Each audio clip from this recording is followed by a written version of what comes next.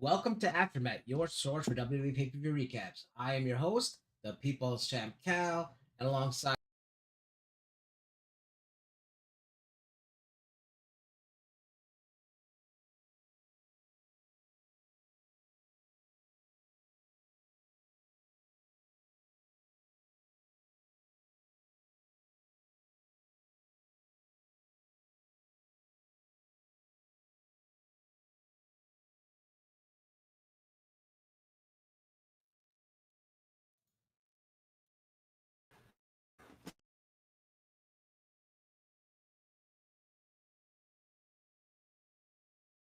now I'm on mute again. Like it's so weird. Like it's putting me on mute. It's putting the stream on mute. That's probably why I didn't hear the audio. Thank you, Sky. Welcome. Yeah, for some reason it's going like wonky because there's updates with OBS and updates with and Stream Deck and something. For some reason it's like going. It's muting me and then it's muting the audio for the songs and like it's going back and forth. Like it was unmuting and muting, unmuting and muting, unmuting and muting, and then kept muting me and all that kind of stuff. I don't know what's going on. If you don't hear us for a little while, just let me know right away so I can try to fix it. But yeah, welcome, Will. Sorry, how are you doing? I'm doing great. Yeah, so I've had some ups and downs with the cards. I know you guys were pretty much talking the entire time in the wrestling chat that we have. I mean, I had like my friends over for the weekend, so I wasn't able to talk that much. But there, once in a while, I got in there. But yeah, it was a interesting weekend. Without like saying anything, I'm gonna go to Will first. Like going in, how'd you feel about the cards for both nights? And did you have a good feeling going in? Like you were very interested in the matches and all that stuff. The card, I was. This was one of the most excited I've been for WrestleMania in a while. With the card going in, And like so, yeah. Did it feel like it lived up to your hype, or like not anything to do with the results, just how the matches went? Did it live up to your most hype? matches, yes. Most Oh. matches, yeah. I don't want to say too much until after we Mhm. discuss the matches individually and all that. How about you, Delisha? When you saw the card, were you like excited, like this might be the best WrestleMania we'll ever have, or were you iffy? Like, what'd you think? I was excited for some and then not sure how I was going to feel about others, much because of the build, not because of the actual match announced themselves. But I think overall, what I got what I expected, I should say, out of this WrestleMania.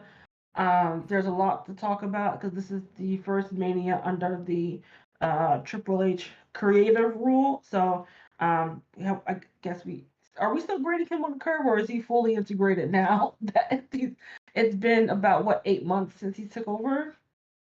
So I mean, did he though? Because remember McMahon's come back and like I don't know what's going on backstage and now with the whole sale and all that kind of stuff. We don't know. Like I feel like it's in flux and in like I don't know what's going on with the world right now. yeah. No, I'm just saying Oh, creatively, he's still as of last May or whenever that happened, he's still pretty much creatively in control.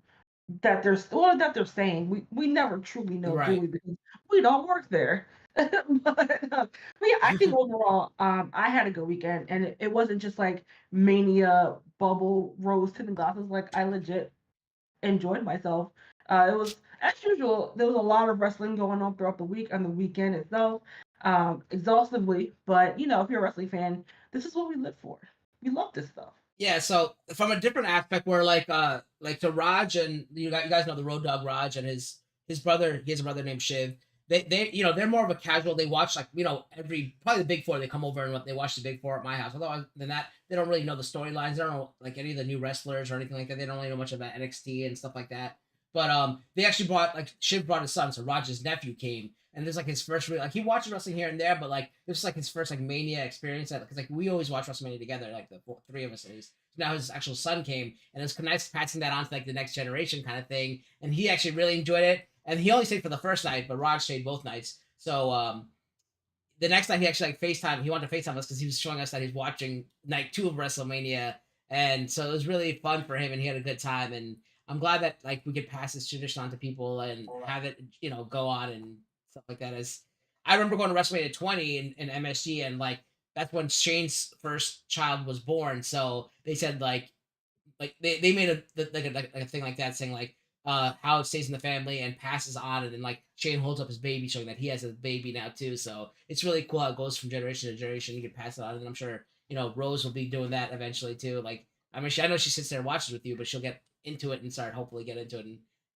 start liking it and all that kind of stuff. So we'll see what happens. But yeah, the WrestleMania is kind of like that night that you could, even the casual fan, you could bring in and be like, hey, this is pretty much the Super Bowl of wrestling. So we'll see how, if you like it, maybe we'll, there'll be a new staple in your life and you'll carry on from there.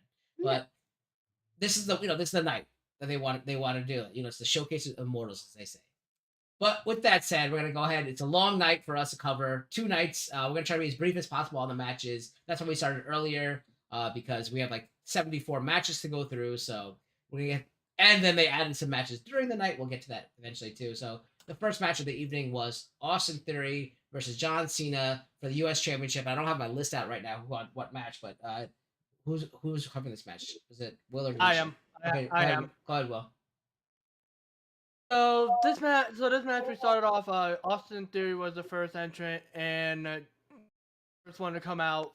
And John Cena actually made his entrance with Make-A-Wish kids on the stage, and he had 5 of them and did his normal John Cena set. This was just, in my opinion, a general match with a little bit of flair to it, for being WrestleMania. And it was pretty much back and forth between Austin Theory and Cena. I don't recall if John Cena hit any attitude adjustments on Austin Theory. I know he went for it a couple times, and then he did have Austin Theory down for some of it, but this was mostly Austin Theory controlling the match. And when John Cena did take over, the crowd was all for Cena. Yeah, but there was one point, I think, towards the end of the match, John Cena was going for the attitude adjustment, but the ref got taken out. Then maybe Cena hit it, or did some sort of counter to get Austin Theory into the STF submission, and Austin Theory tapped out. Of course, Austin Theory tapped out because the referee was down. And John Cena, unwisely, decided to let go of the submission and celebrate as if he won. But then noticed the referee is down. And when he went to wake up the referee, he turned around and Austin Theory low blowed him. Theory then got Cena up for the 8 count down and connected it and got the pin. And pin 1, 2, 3 on Cena. I respect John Cena for putting Austin Theory over. I kind of wish it would have been a clean victory without the low blow, but I do think that also goes towards Austin Theory character. I feel like the right person won in the wrong way. But it's fun to see John Cena coming in and putting these young guns over because everyone feels like that John Cena had that golden shovel to bury everybody. But it was a great match for an open to WrestleMania. and to get everyone hyped up for the event. Yeah, this is pretty interesting because John Cena being a consummate professional, not only in the business aspect where letting Austin Theory get over, but if you are a professional that at his caliber, and what is he, like a 14-time champion, 50, whatever he is, like tied the record, whatever it is, and you're experienced, you're a veteran at this point, you should probably not let go of the move until you hear the referee like call for the bell or something like that.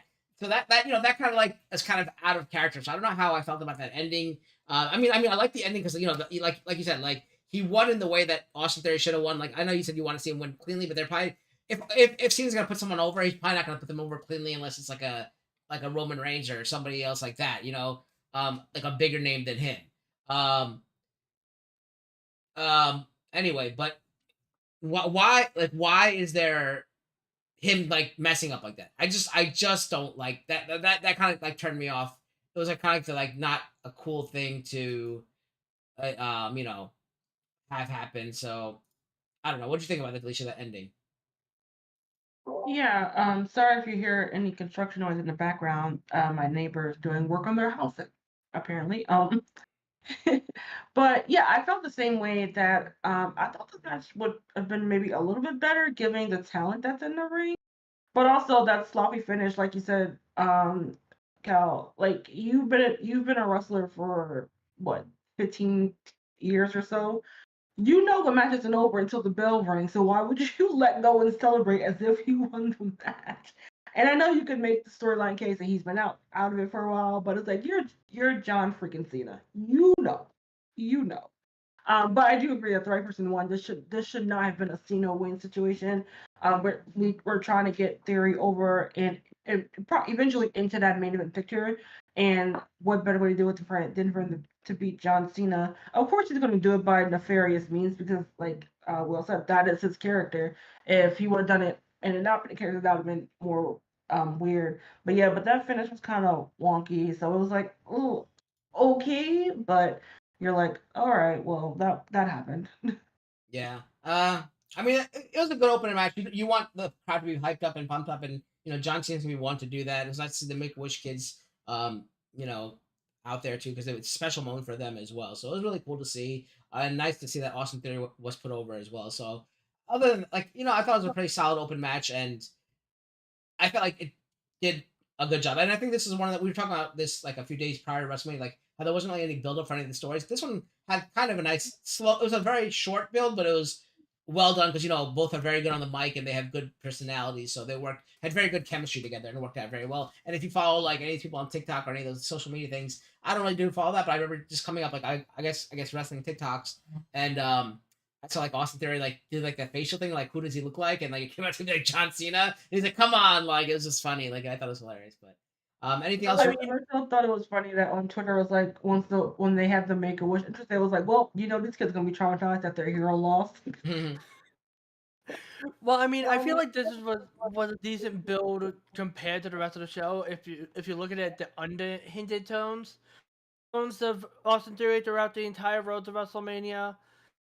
We're doing the small little gestures to John Cena's ruthless aggression stuff and all that, and then having Austin Theory in the promotional for the WWE 2K23 getting the attitude adjustment from the invisible John Cena, involved in that little hinted towards it. It, in my opinion, from what I've seen on the outside of main shows aspect of it, if you look at it that way. Yeah, I mean, I feel also when you're talking about the build-up, it's like I feel like majority of it has been like the bloodline, which I mean, it's one of the greatest storylines we had in a long time. So it makes sense that they're all focused. But like, what you like, I kind of think that they took a back, like the writer took a back seat, like to everything else, gave everything else a back seat. You know what I mean? But what can you do? It was a good. I think it was a good match for an opening to WrestleMania night one, and that's not much else I could say. Like I don't know if anyone else to say about this match, but I think we can probably move on to the next match, which is the men's showcase. Well, I think a WWE WrestleMania men's showcase. I forgot the exact name of it, but it features the tag team of Ricochet and Braun Strowman against the Street Profits against Alpha Academy, which is And then the Viking Raiders. Sorry, I thought I probably remember all their names, but I don't remember many of these guys' names. Well, okay, Ivar and Eric is the Viking Raiders. Chad Gable and Otis is Alpha Academy, and Montez Ford and Angelo Dawkins are the Street Profits. So I still do kind of remember wrestlers' names, even though I don't watch. I haven't seen Raw SmackDown in a long time. Not even fast forward. And let me go.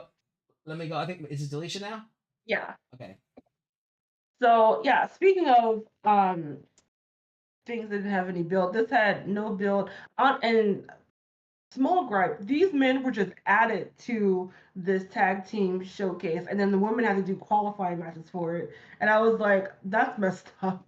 That was just like a small like, wait, that what why this doesn't. I mean, it the men have way more tag teams than the women do. So if anything, they should have qualifying matches, and the women could have just been thrown in here because they just get thrown together anyway. But back to the men. Uh, I'm not gonna lie, I didn't have any high hopes for this case, but I mean for this match. But of course, the men proved wrong as everyone got the showcase. I guess pun intended, even though it wasn't intentional on my part. Why it is that they are one employed by this company, and two, why they are successful most of the time, some of the time, tag teams in and of itself. We had Strowman doing, of course, he's the strong big guy for the most part in this match. I mean, we do have Otis or Otis and Dawkins, and then I always forget which one's the bigger guy. Is it Ivar? Anyway, they they're the big guys to their more kind of technical high flying counterparts. Of course, they all got their moments to shine. With probably the biggest one being Strowman. I don't know if they actually have the name of it when he runs around the ring and just tackles people out of the way. I don't know if they gave a name to that. He was almost successful, but he was quote unquote derailed by Angelo Dawkins, who is, I think he did play football in college as well. So he would know how to counter that momentum going forward and just really knock Strowman right on his ass to a big pop in the crowd and from the announcers because that's not something you see every day, especially in a Strowman match. And of course, we have our technical peeps in Gable, who was able to German suplex Strowman. Again, it's not sight you see every day. So I don't like Strowman if you watch previous aftermaths, but he did take his bumps as he should have in these matches. So you gotta give kudos to where they belong, right? No matter the person's personal views on life. But we also got a I guess you would call like a Tower of Doom thing because Strowman actually also tried to go high flyer, even though a couple months ago he had those tweets about the high flyers not being, I guess, good, but he went up to the top rope anyway and did like a big splash. I don't remember onto who, but it was like, okay, you're being a little hypocritical, dude. But of course, and then we had kind of like the spot of the match of Ricochet doing a shooting star press onto the other guys because I think this happened around the same time Dawkins had knocked Strowman down. But I don't remember who it is. I know it was a group of, I think it was Chad, um, and I think Strowman was in there too, and one of the Viking Raiders as well. But it was like a super clean, crisp shooting star press off the top rope onto the group of guys on to the outside. I'm pretty sure there's plenty of highlights on social media for you guys to watch if you haven't seen it. But if you haven't seen it, I don't know why you're watching this anyway because we're spoiling stuff. Um, but we did finally get another big spot to where I think Ricochet did another either top rope shooting star press off of Strowman's shoulder, and then Montez followed up suit with I think it was a crossbody or a frog splash onto Ricochet, and then Dawkins was able to, because he was the legal man at the time, roll up Ricochet for the win. Actually, I think I just mixed up SmackDown with WrestleMania Night 1. I told you guys it was a long weekend with a lot of but the ending did go how I went with I think a frog splash and Dawkins rolling up Ricochet for the win.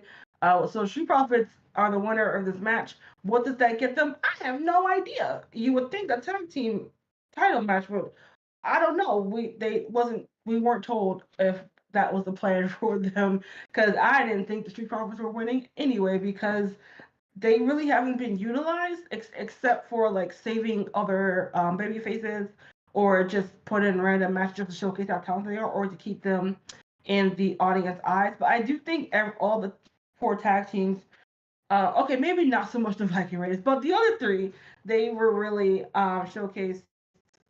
There goes that pun again, in the right way. And if they are trying to just add more freshness or a little bit of oomph to the tag division. I do think it's in good hands. It just depends on how it goes going forward. Because as again we've definitely said many times over here, the tag division on both sides goes up and down, and I'm hoping we're going up on an upswing because it is really a lot of talent there. But overall, I think although this match is great, especially for me who wasn't looking forward to this match. But how did you guys think? Did it do it for you?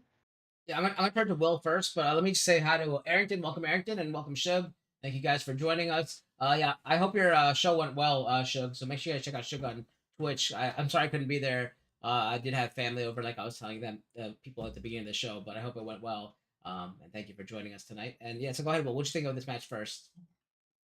I thought this match was outstanding. I'm the type of person who, when there's multiple men or women in a match, I love chaos. Yes, the more chaotic, the better. Better in my opinion. I mean, bodies are flying everywhere.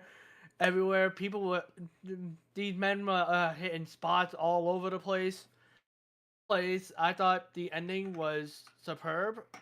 I mean, I'm an anime guy.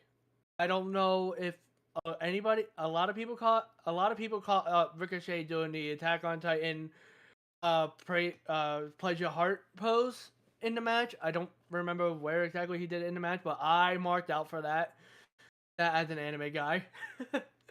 I enjoyed this match a lot more than a lot more than a lot of people on Twitter. Like, I saw people on Twitter like saying that this match wasn't good, and they were saying that it was good, but like a lot of people were hating on it for some reason. But this was a pretty well done match. Yeah, for me, I thought like it was done well, but I like didn't really. I wanted kind of some more bigger spots. Like I feel like the only big spot or two only big spots I really remember, because the Tower of Doom looked kind of wonky, was the when Ricochet did the springboard like shooting star press to the outside, and then the Angelo Dawkins moment. And I'm glad Angelo Dawkins got a moment because I feel like it's always Montez Ford that gets the moments. So when Angelo Dawkins stopped the Showman Express, I felt that was like really, really cool. I really enjoyed that. I thought it was great to see that, and like I just really want Angelo Dawkins to get. And I obviously I wanted Montez Ford to get a spot too because he does crazy stuff just like Ricochet. But Ricochet, didn't. I mean, had a few good spots, I guess, but that was about it. Other than that, I don't think it was that big for me. Other than that, it was all right for that match. I'd rather have seen other matches like I said, going into this WrestleMania, I was saying like, I'm not really into that many of these matches, so I just want to see Ricochet and Montez Ford do really cool things, and I kind of got some of that. But I'm glad Angelo Dawkins got more of a push more of a moment. The next match, I agree. Yeah. But just one thing I want to say. I agree with you that Angelo Dawkins got his moment here because Montez had his moment at the Elimination Chamber. It was very well respected that Angelo Dawkins got his moment here with stopping Strowman, and Angelo Dawkins was the one that got the 1, 2, 3 at WrestleMania for the team. So that's another moment that he has that I think was really well done. Yeah, I mean, like there are always like good moments here and there, but I just felt like there'd be in this thing, and like especially because they always usually when they talk about Felicia and I have talked about in the past, like when they have like multiple person matches, like the women are not usually allowed to like do crazy things. The men are. Here, I felt like the men didn't really do the crazy thing that they usually do. But I mean, we'll get to that later with like some really crazy things later in the night or other matches. But I feel like it wasn't as crazy as I would have expected. But maybe because they just leave the table intact for the next match. I don't know. Maybe that's what it was. Who knows? but speaking of, I think Shug donated. Thank you again, Shug, for the donation. Really appreciate it. I'm gonna get a hashtag Shug in the chat. Thank you so much. Make sure you guys check out Shug. His links are in his bio, so make sure you check out, just click on his bio and check out his links and subscribe to him and follow him. He also does wrestling stuff as well, so, and gaming and Magic the Gathering, which I just saw. I used to play Magic the Gathering a lot when I was younger, so fun game. Thank you again. The next match was Seth Rollins against Logan Paul. This was one of the matches I was kind of excited about, but not really. But I'm like, I always found Logan Paul interesting. So this is where we got our first elaborate entrances of the evening, I guess, because even though Cena and Austin Theory kind of had entrances, this was like the WrestleMania showcase entrances. I don't know how many times we can say showcase tonight. We should take like a shot every time we say showcase. But anyway, it was like one of those those signature entrances where Logan Paul came out and kind of mimicked the Shawn Michaels WrestleMania entrance coming out of the rafters on a zip line. That was cool, I guess. I think Shawn Michaels is a lot better and more fluid. But obviously, Logan Paul had to drink his Prime Energy drink as he came down. And then Rollins came out to a conductor conducting the audience to sing his song, because that's people usually sing Seth Rollins' song, and he came out in a very flamboyant, like very beautifully adorned, more elaborate than Ric Flair's robes, I guess, not with the embroidery, but with the actual length and all that kind of thing. And that took him a while. It took like 20 minutes for him to come out, and both of them actually took a while to get to the ring. But when they finally got into the ring, they started wrestling, and of course, Rollins being the better wrestler, he pretty much out wrestled Logan Paul at the beginning of the match for the longest time. But Logan Paul is one good thing he's good at his quickness, his agility, and his countering. So he's able to counter a few of the moves to get the upper hand for a little bit. For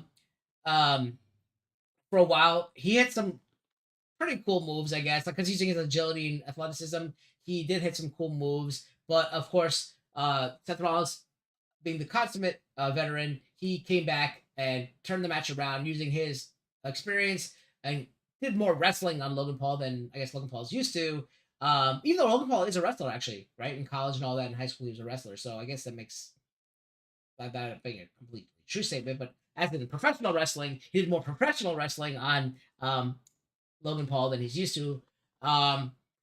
So at this point, Rollins is pretty much dominating the match at this point. However, we have an interference from a Prime bottle on the outside, which pretty much everyone called, saying that's either going to be Jake Paul or KSI. I had no idea KSI and Logan Paul were friends. I don't really follow like YouTubers like that, so like big YouTubers. So because I remember them boxing or something, I think. So I was like, why are they friends? But anyway, apparently they're friends, and the Prime bottle rips off the match. It's KSI. He pulls Logan out from getting curb stomped. And when this happens, Seth Rollins comes to the outside to confront both of them, but Logan Paul gets the upper hand on Seth Rollins, lays him down on the table. KSI is pretty much holding him and also filming, holding down Seth Rollins. As Logan Paul is going up with his Prime drink in his hand, something's going to happen. As he jumps off, Seth Rollins moves off the table and pulls KSI into it. Logan Paul slams onto a five-star frog splashes KSI, and this allows Rollins to get the upper hand. As Logan Paul comes back into the ring, Rollins hits him with a pedigree. He gets only a 2 count. Then basically, it's pretty much it for him because they exchange a few more times. They have a few more exchanges back and forth. But Rollins hits the curb stomp on Logan Paul and gets the 1, 2, 3 for the win. I don't think he even did a Falcon Arrow, which is kind of weird because he always does a Falcon Arrow. I don't remember him doing the Falcon Arrow at all in the match. But it was a pretty straightforward match. I really thought this would be like the match of the night, especially with the athleticism of both of them. But I was kind of let down because it didn't have like the men's showcase match. It didn't have as many highlights. Like the one big highlight was probably the KSI moment with Logan Paul coming off the top onto him. But we've seen that before, and I think it was more special last time when he did Roman because he actually live streamed himself doing it as he did it. So I thought it was better the first time and even more extravagant the first time. So I didn't really get any good moments this match. So I was kind of let down by this time. It was a good wrestling match. Logan Paul always puts on a good show for being not like a professional wrestler. But I didn't. Well, I was kind of let down by this match. I'm gonna go Delisha first. What do you think, Delisha? agree. I thought because of the athleticism and one of Seth Rollins and two Logan Paul, I thought this was gonna be match of the night. It's but because it wasn't doesn't mean that it was a bad match. It actually was pretty entertaining, pretty good. I don't know who KSI is, so I mean, I knew of him. I just don't know like exactly what he's famous for or known for, I should say. But so that whole spot was just like cool. It's cool for the people who know who he is. And but that was a cool spot as you could slowly see like Steph's hand like grabbing onto him, but in a good subtle way that you could believe that Logan or KSI wouldn't be aware of it. So that was a really good spot. And I'm glad that Seth got the victory. I think that is the right call because he needs to get back to kind of like that the Monday Night Messiah. Well, not necessarily that like character, but like being one of the faces of Monday Night Raw. Because I'm pretty sure once again he will be pushed into that main event picture once again. He never strays far from it. But yeah, he needed that win more than Logan needed it because didn't really need the win. Even though even though he's like the rookie in this case, and you usually want to showcase them, but he's been presented very well thus far. So him not getting the WrestleMania win is fine because Steph needed it way more.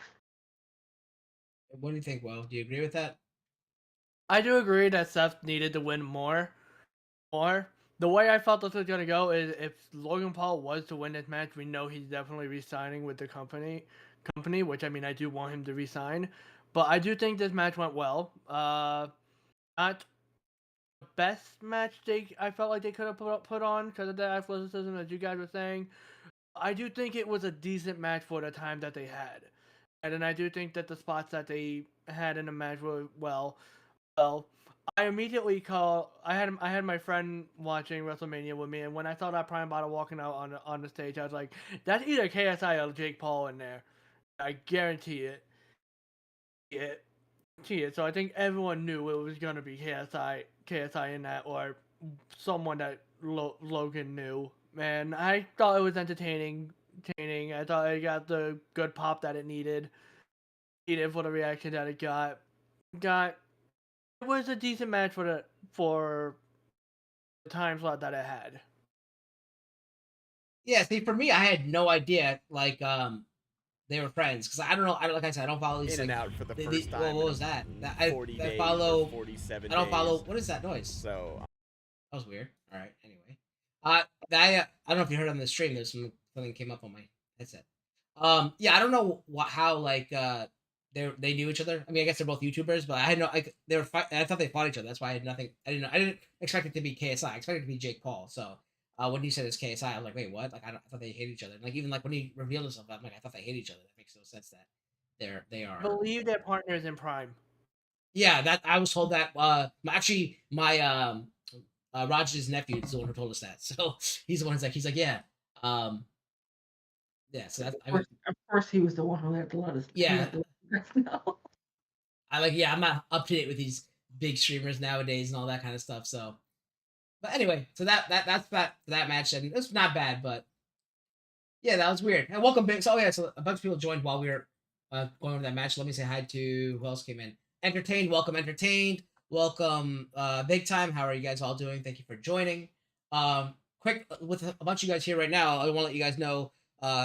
The AfterMat Awards are going to be in, as you can see at the top of the banner, the AfterMat Awards, the 6th annual AfterMat Awards will be on April 24th, that Monday night at 7 p.m. Eastern. For those people who are participating in creating the ballot should be, or the little instructions should be going on at 9 p.m. to your emails. And then, follow the instructions. If any questions, don't hesitate to ask me. As soon as you get that back to me, I can start creating the ballot. And then send that back out to you for voting for the award winners. And then if you guys want to take part in presenting at the AfterMat Awards, please let me know in advance so we can talk about which awards to cover and all that kind of stuff. If you guys have seen this in the past, you guys know how it goes. So just go ahead and let me know. So thank you for joining us again. Let's move on to our next match, which is, oh my God. Oh, I was about to say, like, we actually went 1, 2, 3. Like, normal, if you followed AfterMat through all these years, just DM me on Twitter and I will send you I'll send you a email, Shug. So if you follow AfterMat for all these years, you know that whenever Delisha and I cover matches, we never get like the smooth like I get a match, she gets a match, I get a match, she gets a match, I get a match. So now that we have Will, we're like, okay, we can probably spread it out more. We'll get like it'll be like Will gets a match, Delisha, I get a match, then Will. No, we had that going. Will started out, and then what like Delisha went, and now I went, and then of course it's me again. So like Maybe it's a stage draft. yeah, it just goes to show you like when things go well for AfterMat, it's not gonna go well for long because we always have to ruin our momentum and put me twice in a row. But anyway, it's fun. It's fine because I wanted this match because they had my girl Trish Stratus in it. I've been Trish Stratus fan for forever.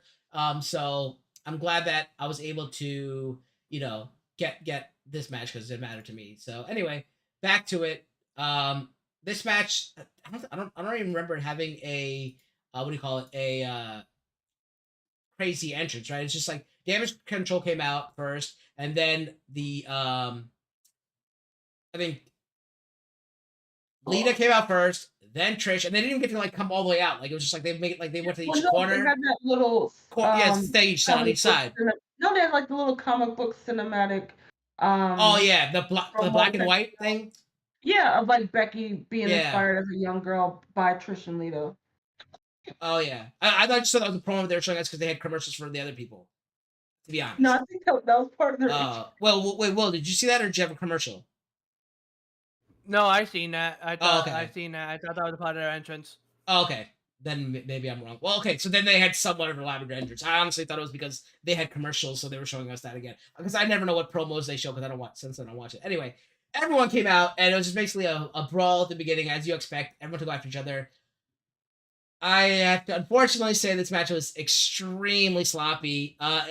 That's expected because, Trish hasn't been in the ring, like, for a full-time match for a long time. Lita has been in her tag team matches, but not like, this, and she was in the Saudi Arabia match too as well, but it was just not as clean, and I feel like they held back, and I would never expect that to be, but I think they held back like Io Sky from doing cool stuff and Dakota Kai, like they weren't as obviously you're older, so like they couldn't do like I don't think they could keep up with what the potential of what Dakota and Io and Bailey and Becky could do. So I felt like that kind of was a detriment. So as much of basically there was a brawl, and then Becky started the match. And as I love seeing in the ring general or ring gamesmanship, ring general wasn't there yet. The ring gamesmanship, where like a tag team cuts off their opponent from their tag team partners. So basically, Damage Control cut off Becky from her Trish and Lita, which is great to see. I love when they do that. So basically, Becky was dominated for like the whole majority of the beginning of the match until I think she was able to tag Lita. Lita came in and of course did what she does, bunch of Hurricane Ranas or Lita Karanas or whatever you call them, and like all these other moves. And then I think she went head to head with Io Sky, which I thought we'd see some cool like back and forth like aerial moves, which we didn't really see. There were times where they went for it and they like got pulled off the top and stuff like that. Obviously, Lita did eventually hit the Lita Kanrana at the end, or whatever called Lita Salt, whatever you want to call it, Lita Salt at the end. But it went back and forth for a while, and eventually at the end, like everyone got to showcase. We had a Strats faction. The cool moment was like the Strats faction on the outside, where like I think I forgot who was on the top. Maybe it was Dakota. I think Dakota took the hardest hits of anybody that that match. I think Dakota's on the top, facing to the outside of the ring, and because Trish went for a Strats faction earlier but didn't get it. Then she went on the outside and got it from the outside with like the help of Lita and Becky, and where she threw Dakota over to like Io and Bailey, and that was a really cool moment. There was also a Stratus faction. There was a chick kick in there. Everyone pretty much did all their moves, which was pretty cool. Eventually, at the end, Becky hit the manhandle slam from the second rope on Bailey, I believe. After Bailey hit a Bailey to belly, I think on Trish or something, and then Becky hit the manhandle from the second rope on Bailey, and they got the 1, 2, 3. So your winners are Lita, Becky Lynch, and Trish.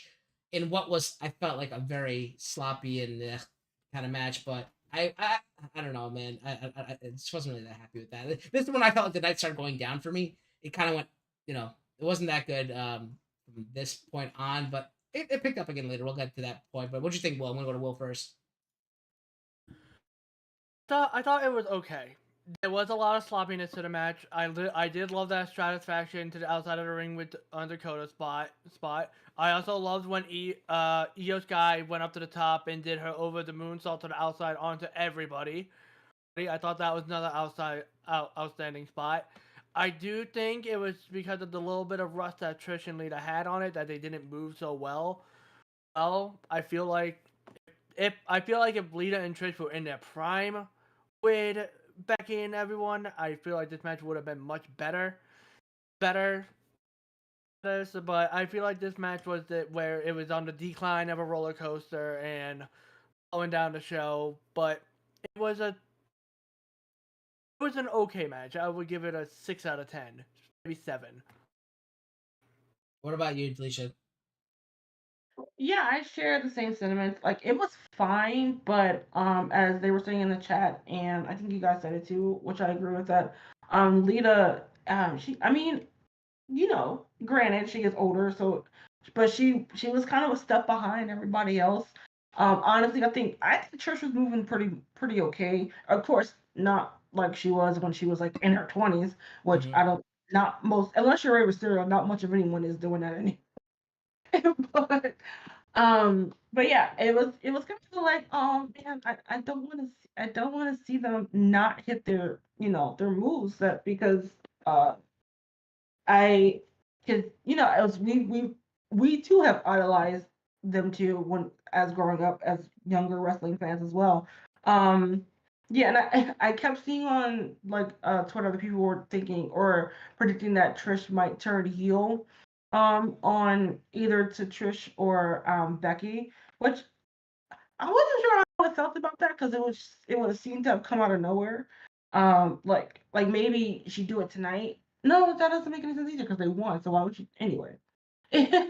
But I wouldn't, especially after seeing this match. Definitely don't want to see her and Trish have another match. Again, I would if she was to go for like another kind of like run in the company. I would much see her against Becky because I think they would have a good program together. Um, I mean, they just got them, but it's like take these belts off Becky and Lita, because I don't want to keep having to see Lita be put through the trenches like this. So, but also, what are we doing with damage control? They have been booked so terribly, and they're not working. And it's I feel like it's more of the booking than it is like them because all three of them are just so supremely talented. I'm pretty sure they could have gotten themselves like over. But like, why should anyone fear this group? They lose all the time.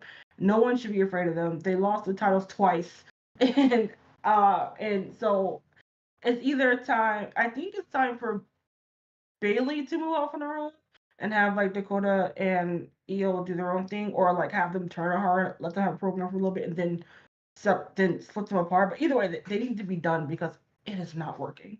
And I love them all so much, but it's not working, and we gotta call it quits. Um, well, to go to you about, I know you're a Lita fan of the Hardys, so what'd you think? I thought I think I mean I love Lita to death. She can never do wrong. Lita is my all-time favorite women's wrestler. But Same. I do agree that damage control had gone stale. What I would like to see is Bailey try to force like another match with them, and then Io and Dakota like not for it, and then decide to turn on Bailey. Cause I would love to see Bailey turn face again. And I'm sorry. I mean, don't turn her back to the hugger gimmick. But I would like to see this sort of side of Bailey as a face. Let's see if it like just tweak it so that it could be a face, so that she just that we split up damage control, because I feel like it's just gone stale and it's not working out anymore. Well, I thought it worked when they first debuted and first got together, but then when they stopped going anywhere where booking wise, it kind of stopped working. Yeah, I feel like this angle's getting stale, and yeah, you're right. Everyone needs to split up again, and maybe leave Dakota and Io Sky together as a tag team, because we do need more women's tag teams. So Bailey's got to go on her own. I understand what they're trying to bring her up, use her to bring those two up, but they're great on their own. They don't need Bailey. And I guess I hope this is the end for this, because this was WrestleMania. So I hope this ended that storyline. I'm gonna go on to the next match. I think I think we can go on to the next match.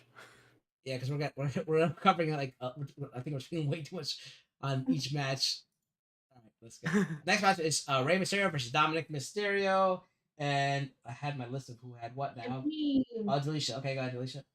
Yeah, so we went back to our, I guess, I don't know if you would call these elaborate entrances, but to a more, there's that word again, showcase.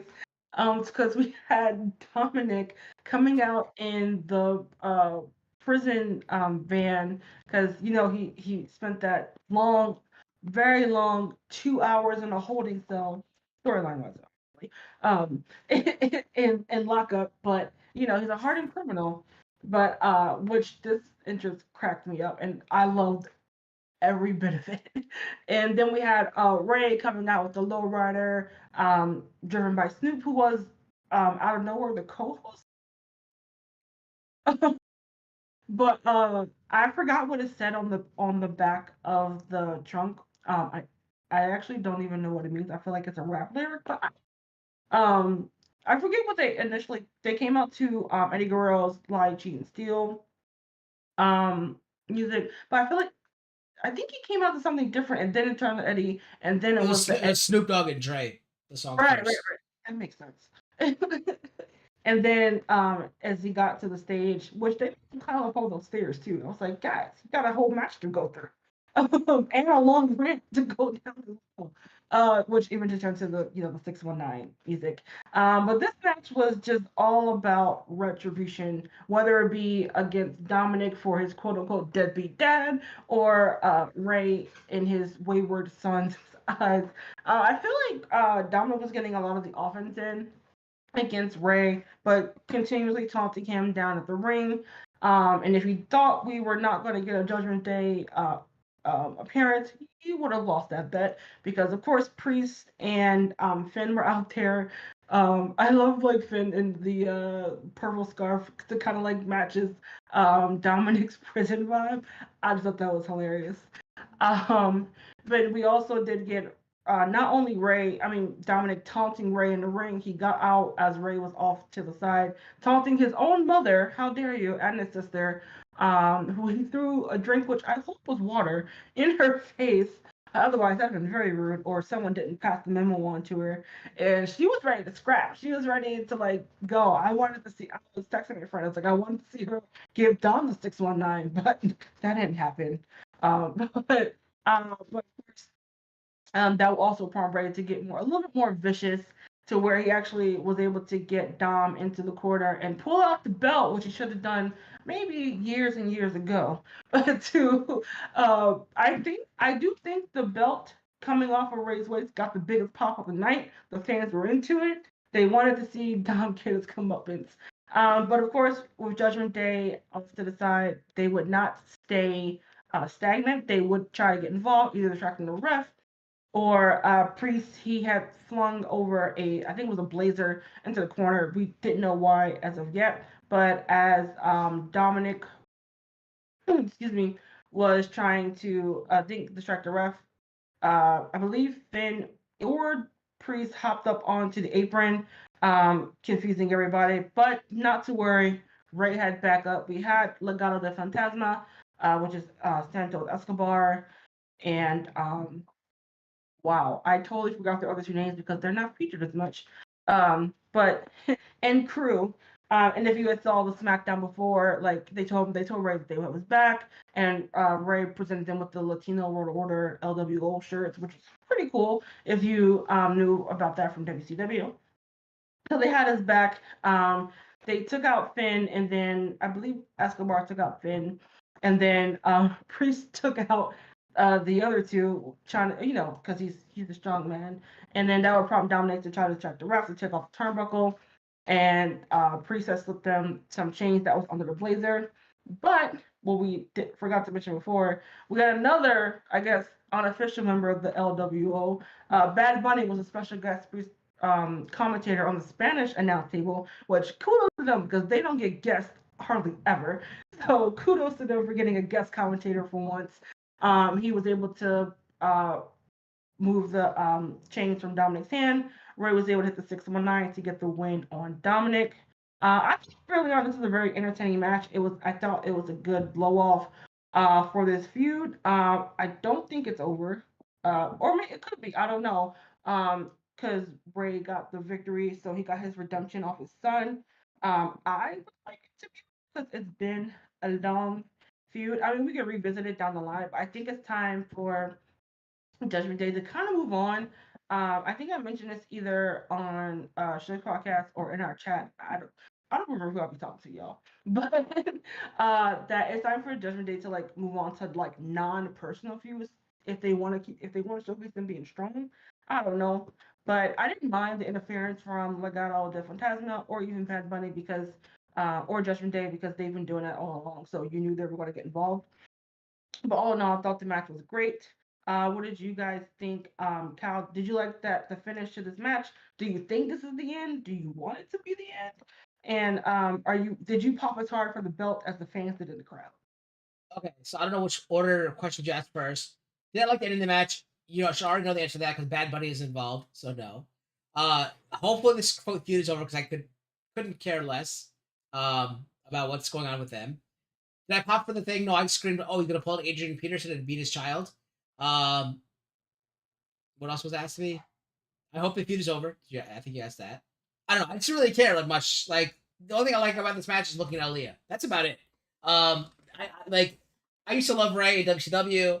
I never really cared for much of him in WWE slash WWF or whatever. But I was more of him as being a luchador and stuff like that back in the day. Dominic, he's just as awful as I think he would be. Honestly, this was just a waste of a match for me at WrestleMania. But I'm glad they had it, and I hope it's over because I mean the storyline is funny with him going to jail and stuff like that. That's hilarious. But like other than that, and I liked his entrance. That was pretty cool. How him coming out of jail, making him look like tough. That was hilarious for me too. Other than that, that was probably the best part of the match for me.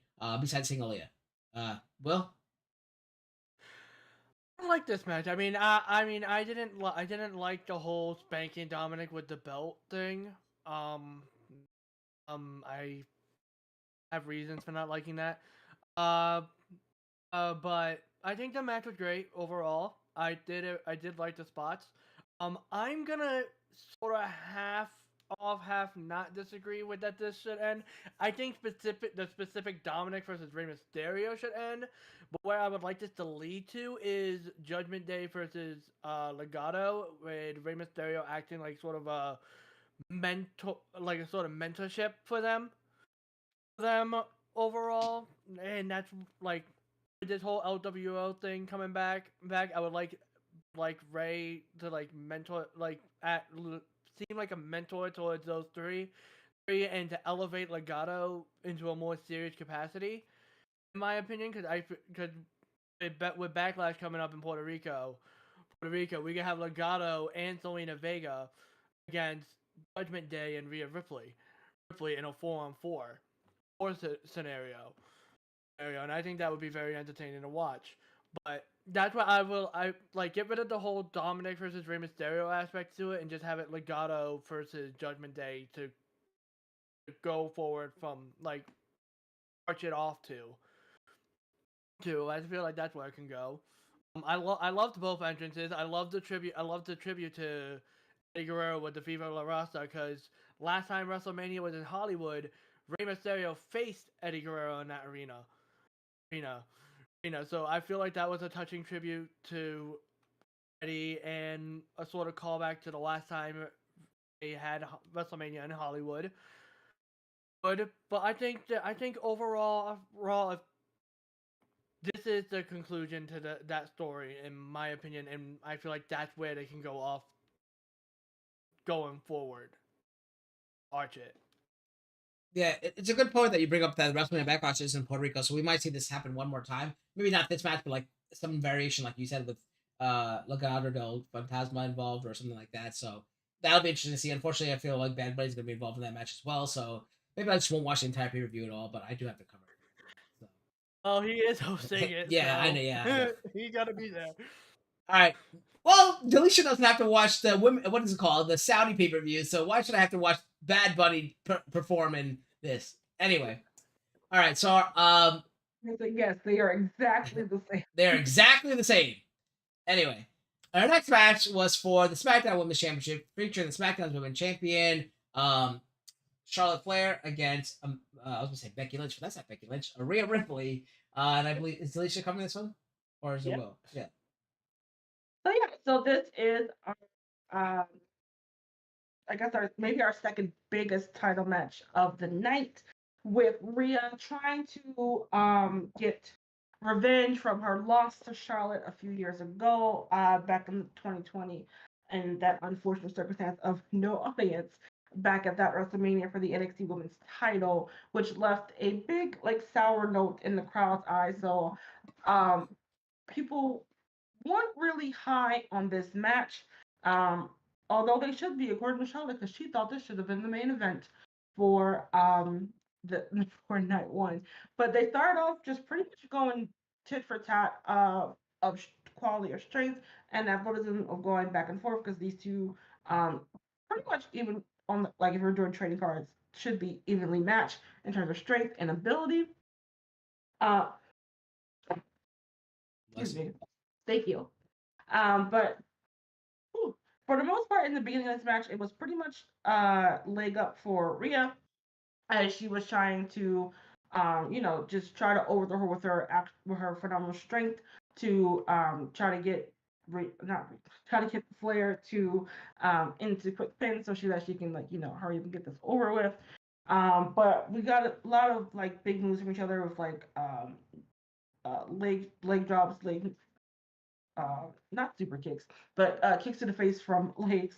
They both were very trying to overpower each other, and with near falls to where it really got the fans on their like on the edge of their seats if to see if Rhea could actually get it done, or if this would just be another notch in Charlotte's belt, another WrestleMania win. Especially when I think she countered a Riptide and did a moonsault off the top rope. Her, I guess, signature Charlotte move of doing the moonsault on the off the top rope to the outside. But this time, in my opinion, we've definitely seen her like definitely not hit that, and much to our chagrin.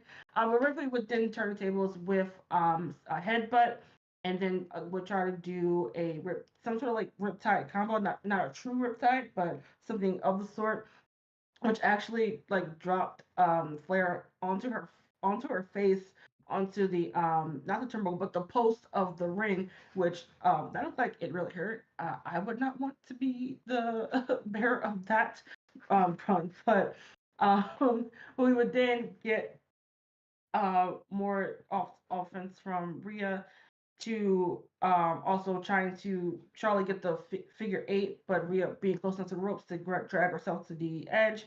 And then at the end of the match was Rhea doing a like really fabulous riptide off the top rope to pin Charlotte 1, 2, 3 and become the new SmackDown Women's title. And my recap didn't really do this match justice.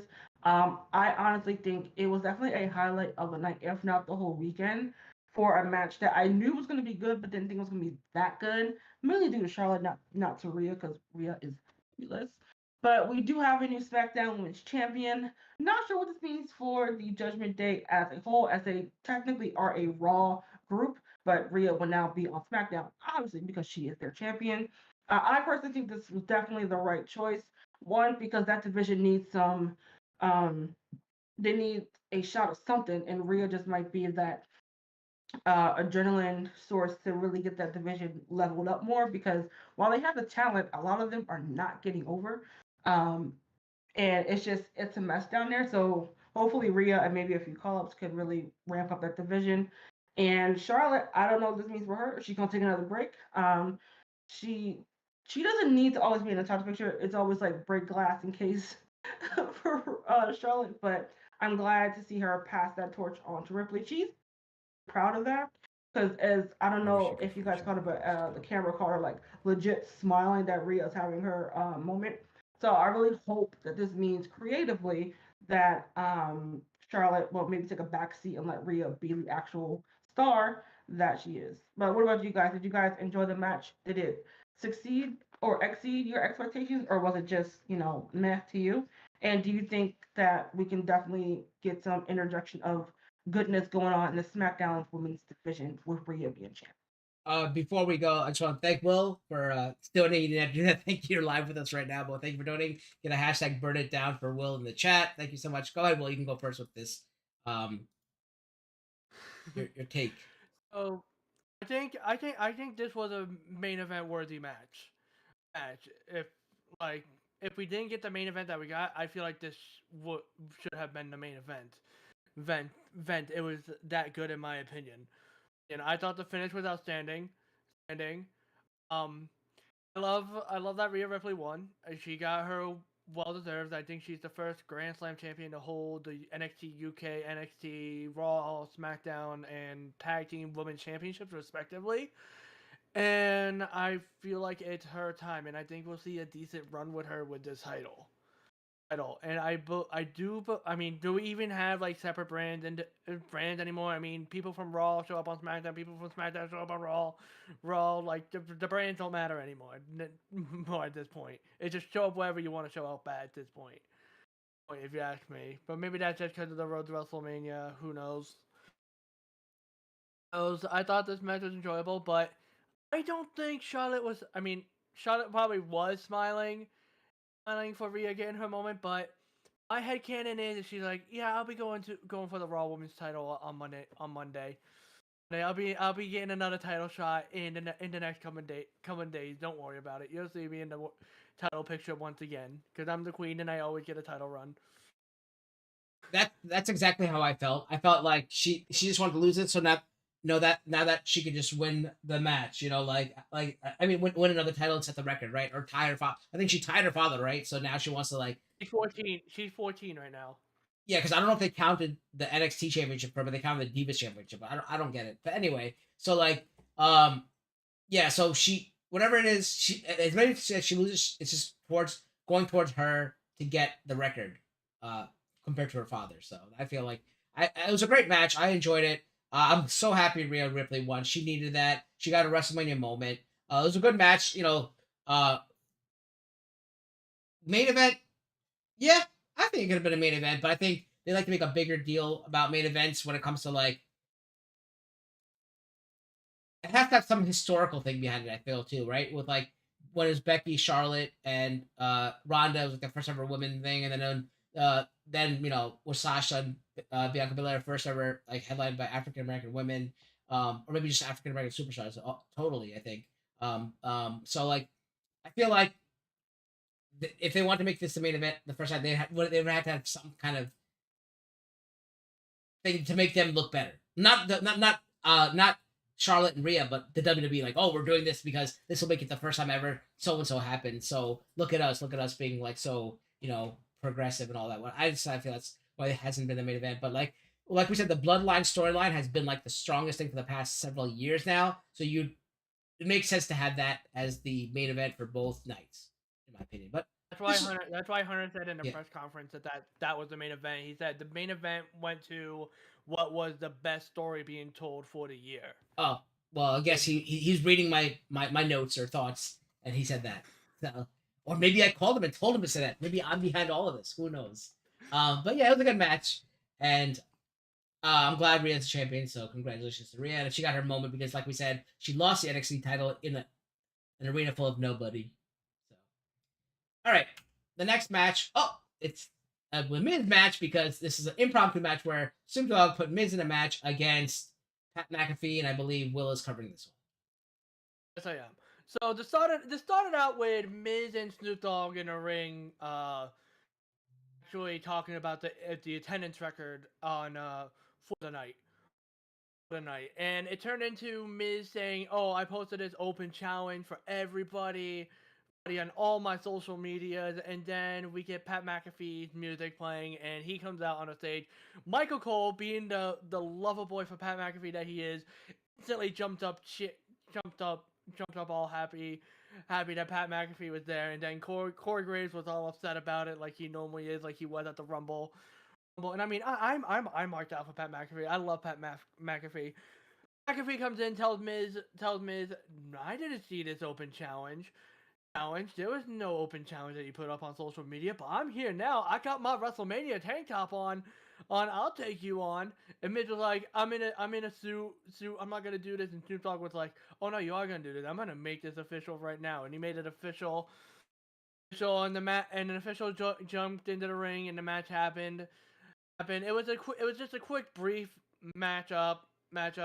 The spots that we saw were Miz was on the top rope and Pat McAfee was going for something. Miz puts him off and McAfee did his backflip, landing on his feet into the ring. After some combat, Miz gets out of the ring. He's like, "No, I'm not doing this." And I don't remember the name of the 49er that was at ringside. George Kittle. But yes, him. But Miz shoved him. Kittle jumped the barricade, and I think he either clotheslined or tackled Miz when the referee was distracted with Pat McAfee. McAfee gets onto the top rope and does a swanton. I think it was to the outside, if I'm remembering correctly, onto Miz. Miz throws Miz into the ring and does the punt kick that he does to pin Miz 1, 2, 3. It was just a quick little 3 to 5 minute matchup to get Miz on the card and bring McAfee back out for a moment. If you ask me, I feel like it was funny to watch. I feel like this was the bathroom break before the main event, so that everyone in the crowd can take a quick moment before they get to the big match that's taking place next. So while if it was there for that, it was a necessity, but otherwise I didn't feel like we really needed this. This is why we have women's matches, to have bathroom breaks. So I don't know why they didn't just make the Rhea Ripley, Charlotte Flair match the bathroom break. But that being said, I feel like The Miz deserves to be the Hall of Fame because all the stuff he does for the business. And second of all, I must mention that Michael Cole was wrong in saying that he and Pat McAfee are the only two announcers that are undefeated at WrestleMania because McAfee abruptly lost to Vince McMahon right after he beat whoever he beat last year. Austin Theory. So yeah. But you will hear me say again that Miz deserves to be the Hall of Fame later on this evening when we cover it again, because maybe he wrestles again later on. I don't know. Or the next night. So Delisha, you have anything to say about this match before the main event? It was fine. It was just to give the crowd a breather for the main event, and they do this all the time. So Yeah. of some sort. It was just it just what I would say. I think I put in the chat that the greatest love story in wrestling is not Elizabeth and Macho Man or Index. It is Michael Cole's love for Pat McAfee. That is because he gets so excited, and it's so fun to see. But yeah, I didn't mind this match. I didn't mind it at all. And the Miz is going to do what is always asked of him. So give that man his Hall of Fame right now, and his flowers, and the paycheck. All the things. Give him all the things. I really hope Michael Cole didn't know that Pat McAfee was going to be there, because that would be a more genuine reaction. I think that'd be cooler. But he probably did. Well, he didn't know at the Rumble. Oh, well, there. Yeah, he did. They genuinely did not know the role, which was even better. All right, our final match of the night, one, is for the Undisputed Tag Team Championships, featuring the Undisputed Tag Team Champions, the Usos, Jimmy and Jay, against the team of Kevin Owens and Sami Zayn, and I believe Will is covering this one. Yes, I am covering it. And at the beginning of this match, I mean, Sami Zayn was in the ring, and Jimmy instantly tagged Jey Uso. I think it's an incline that Jey Uso needed to go after Sami because Jey didn't attack Sami at the Rumble and all that. But I mean, it was great storytelling for the beginning of the match. But the beginning of this match was just a generic back and forth tag team match. It didn't really pick up until the second half. When it sort of became chaotic with the Usos taking over. They took out Kevin Owens. Then they wailed on Sami Zayn for what felt like a good 20 minutes. I mean, they would super kicking Sami's head off at that point. point and constantly tagging in and out. But I might be misremembering the order of this match taking place, but like after all those double super kicks, they hit Sami Zayn with the 1D, and Sami actually kicked out of the 1D, which I believe is the first time since the Usos started doing the 1D that someone actually kicked out of it. But at that point, I think Kevin Owens came back in to make the save, but Usos ended up putting. I believe Usos put Kevin Owens through an announce table. Because I remember Jay going over it at one point, but I believe it was Kevin Owens that went through it, because they went back to beating up Sami Zayn. Jey Uso actually hit Sami Zayn with a haluva kick, and then stood there with Sami Zayn leaning on Jey Uso, and Sami Zayn came back to life, hit an imploder suplex on Jey Uso into the corner, and Kevin Owens in. Kevin Owens comes in, gets some action against Jay, gets some action against Jimmy, builds up the momentum for that team. But then, if I believe the Usos did take over because I think it was either Jimmy. I think it was Jay on the top rope with Kevin Owens, because they're gonna do the Super 1D from the top rope. But Sami Zayn pulls Jay out from. Oh, he pulls. Oh, so Jay is on the top rope because Jimmy's the one that goes over the announce table through the Sami Zayn. Kevin Owens does that fisherman buster suplex that he does from the top rope onto Jay into the ring. Then Sami Zayn gets tagged in, and Sami gets Jay in the corner. Jay's in one corner, Jimmy with Sami across the ring. Sami nails a haluva kick. Then nails a second haluva kick. Then Jimmy tries to come back in for the save before Sami can get the third one in, but Kevin comes in and stuns Jimmy. Sami gets the third haluva kick off on Jey Uso and gets the 1, 2, 3, and the Usos lose their tag titles to Kevin Owens and Sami Zayn. And the crowd roared for this. I mean, I don't think the crowd was any louder throughout that entire first night than Kevin Owens and Sami Zayn winning that match. And I thought it was the proper winner. I thought this was outstanding. This was match of night one for me. Ripley and Charlotte were a close second, but this was match one for me, simply because of the momentous occasion for Kevin Owens and Sami Zayn. And let's not forget about the Usos here. Usos, greatest tag team of all time in WWE, hands down. This was Kevin Owens' second WrestleMania main event in a row, the Usos' first main event of WrestleMania, and Sami Zayn is the first Muslim to main event WrestleMania from what I saw on Twitter. All four of these deserve the main event. And I thought this was outstanding. I'm going to pass this to Alicia to get her opinion on this match. Yeah, I thought the match was great, and because we had that in-ring storytelling from the last, what was it, like 8, 9, 10 months or whatever, between Sami and the Bloodline, and also KO as well. I think this was definitely a deserved win. I think this one I don't think KO and Sami have ever been tag team champions. Definitely not WWE. Or maybe that was just for WWE. They've never been tag team champions. So it's really great for them to get this Mania moment. Like you said, the crowd was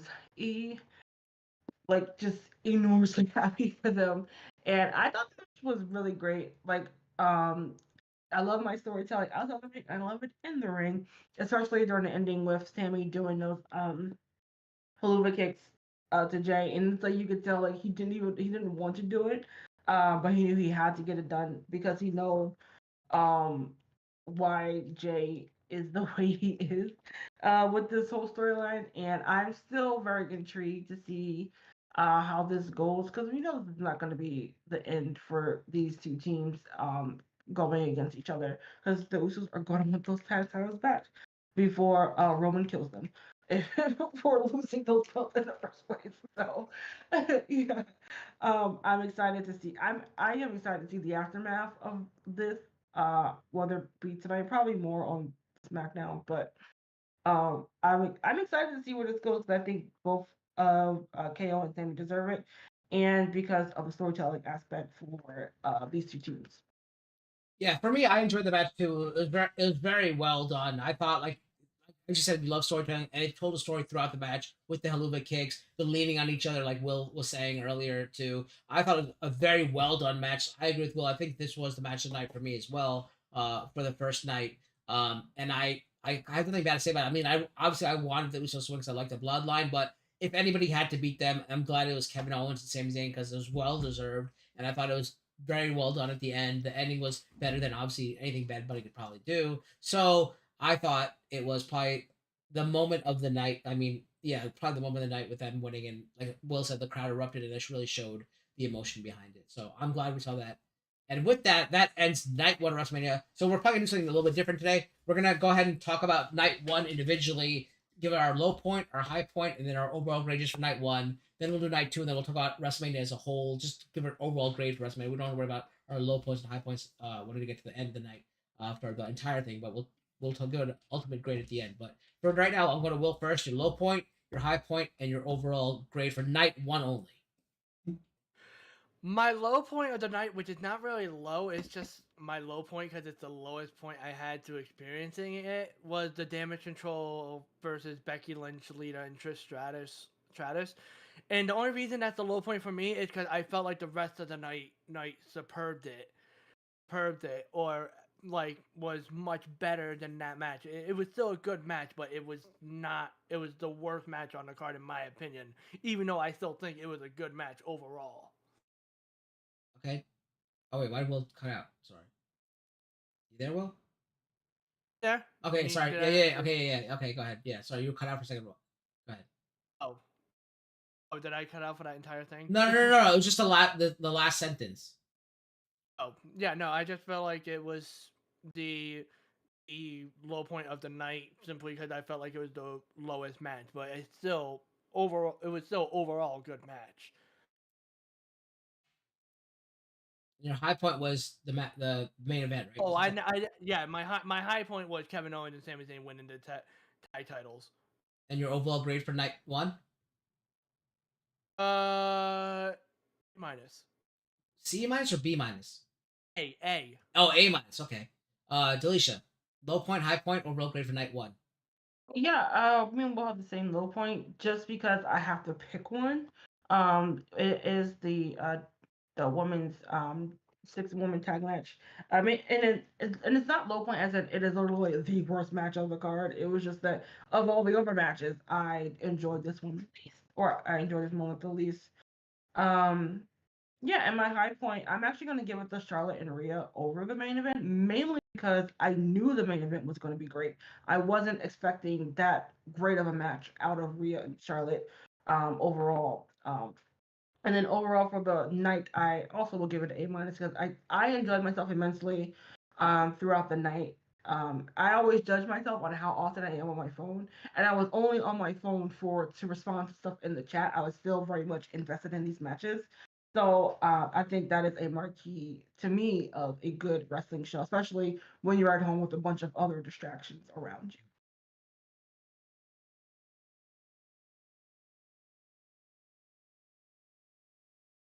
Hi. So for me, my low point was definitely the damage control. So make it tic tac toe. All three of us saying damage control versus Trish, Lita, and Becky was the low point. High point was definitely, I think, the main event Usos versus Sami Zayn, because just Sami Zayn and Kevin Owens, seeing how that ended. Great storyline told throughout and how it ended, culminated in a great win. And overall grade, I'm gonna give it a B minus. I was gonna give it a C minus, but you guys convinced me to move it up a little bit, so B minus. I'm gonna give it a B minus. All right. Now we go on to night two of WrestleMania. It starts out with probably the biggest match of the evening, or the whole WrestleMania, or the history of WWE. Brock Lesnar versus Omos. We all knew what was going to happen. This match was going to be first because Brock does not want to stay around. Well, I was actually surprised to see Brock actually sell moves and kind of put Omos over. Basically, they started out with a what do you call a lockup. Omos powered him out of that. Brock went for a bunch of shoulder tackles. Omos overpowered him. The whole beginning of the match was Omos overpowering Brock and Brock selling it very well. Omos also did his slams, he did his punches, he did his clotheslines. Basically the 5 moves he does. He did sell a bear hug for like 20 minutes. That was kind of annoying to watch. But that was the longest part of the match. He did 2 bear hugs for a long time until finally Brock Lesnar got back into it. Took Omos Suplex City, went for F5 once, and he kind of collapsed on himself. Omos went for his chokeslam, like double chokeslam thing. Brock Lesnar countered it into an F5. 1, 2, 3. Brock Lesnar's your winner, as he should be. And he kind of still made Omos look strong and good for Brock Lesnar. So I'll go to Delisha first. Delisha, your thoughts? Oh yeah, I mean, I did not care about this match, but I did think, for they did give me convinced that Brock was going to put Omos over. In a way, he kind of did because he did. I think this quote might actually be Omos's best match, or his best way being showcased, in this match. So maybe he needs to go against better big dudes. I don't know, but of course, this match was first and ended a good 8 minutes. So I mean, it did what it did, and it did a little bit better than I thought it would. Will? I was disappointed in this match. I mean, I'm praising Brock because he sold for Omos, but I don't see Omos as strong as everyone else does because all it takes is Omos taking a few moves and then 1, 2, 3, and he's down. So just hitting a few big moves on Omos, you can beat him. Yeah, Entertainment actually just said I feel like every pay-per-view is going to be a breakout for Omos, but it isn't. Like you said, like every big move will pretty much end him. All right, let's go on to our second match of the evening, which is a women's WrestleMania showcase featuring the tag team of Raquel. I can't remember what her last name is now. Oh, Rodriguez. Yeah, I know they changed it every week. So and Liv Morgan against Natalya and Shotzi versus Sonya Deville and Chelsea Green versus the team of Ronda Rousey and Shayna Baszler. And I believe Will is covering this one. And this is where Twitter blew up. At least in our Twitter and what I saw on Twitter blew up here. So go ahead, Will. Yes, I am, and I'm half and half with this match. There was some good moments in it. There wasn't really much memorable moments of this match. I mean, Chelsea Green did a dive outside onto everybody just to avoid Raquel Rodriguez, which I thought was fun to watch. But ultimately this match ended. This was a snooze fest in my opinion. This match ended with Shotzi in the ring and Ronda Rousey only doing this. Ronda Rousey came in, locked the armbar on Shotzi, and made Shotzi tap out. Ronda and Shayna really were not in this match at all. Ronda just came in and did an armbar and won. I feel like this was a disservice to all the other women in this match because they all performed well, but the only other funny moment was Shayna lost the shoe. Yeah. Really, yeah, really nothing happened in this match. It was pretty awful. Like the fact that Twitter was like, that's it. And I remember we all like in the chat were like, that's it. Like Ronda just comes in and does that, and that's it. Like she wasn't in the match at all. She just got a paycheck for that. Like it was stupid. I don't know what I can say. Good for the other women. They actually had a really good match. Sonya shine for a while. Liv shined for a while. Obviously Raquel did some cool stuff. Natalya had the double sharpshooter. Shotzi's like the Dakota Kai also. She takes all the hits. She takes every single attack. And I feel bad for her. I want her to get some kind of push. Chelsea Green I don't know much about, so I can't really say much for her. But Alicia, go ahead. I was so disappointed because I really wanted this match to be great because of the talent that was in the ring and because they don't get the card time that they deserve on a weekly basis. And because of that lackluster ending where, like you said, Ronda just comes in with an arm bar submission and it's like, oh, match is over. We couldn't even I know Ronda's probably still feeling the effects of whatever the injury she had, but it was like you could have had Shayna doing the bulk of the work, which she does anyway, week in and week out with this team. Let her be just let her be the badass that she is. That's all I want.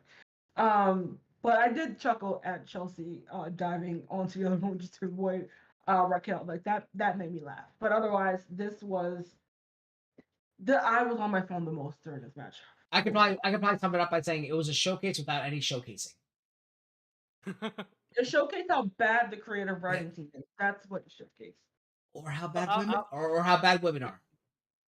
My biggest disappointment My biggest disappointment is the winning team was the one team that didn't have to qualify into the match, and the one team that did absolutely nothing in the match until the very end. Right, but logically speaking, that's probably the team that should win too, because they are both MMA real life fighters. Next match was the match for the Intercontinental Championship featuring the Intercontinental Champion Gunther versus Drew McIntyre versus Sheamus. And Delisha, I believe you got this one. Yeah, I mean, I feel like if you like big meaty men slapping me, as our fave Biggie likes to say, this was the match for you. It was all chops, all fists, no flips, as the former FTR would say, and it was an incredible match. Of course, we have Gunther. He wasn't the only one giving chops. Let me tell you, Drew was giving it to him. Sheamus was giving it to the both of them. There was a lot of bro kicks, white noises, claymores galore in this match.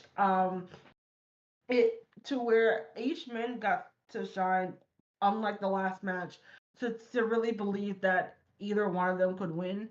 And I know a lot of people, especially the section on the hard cam, were pulling so hard for Sheamus so that he could become a Grand Slam champion, because this is the only belt that he has not won.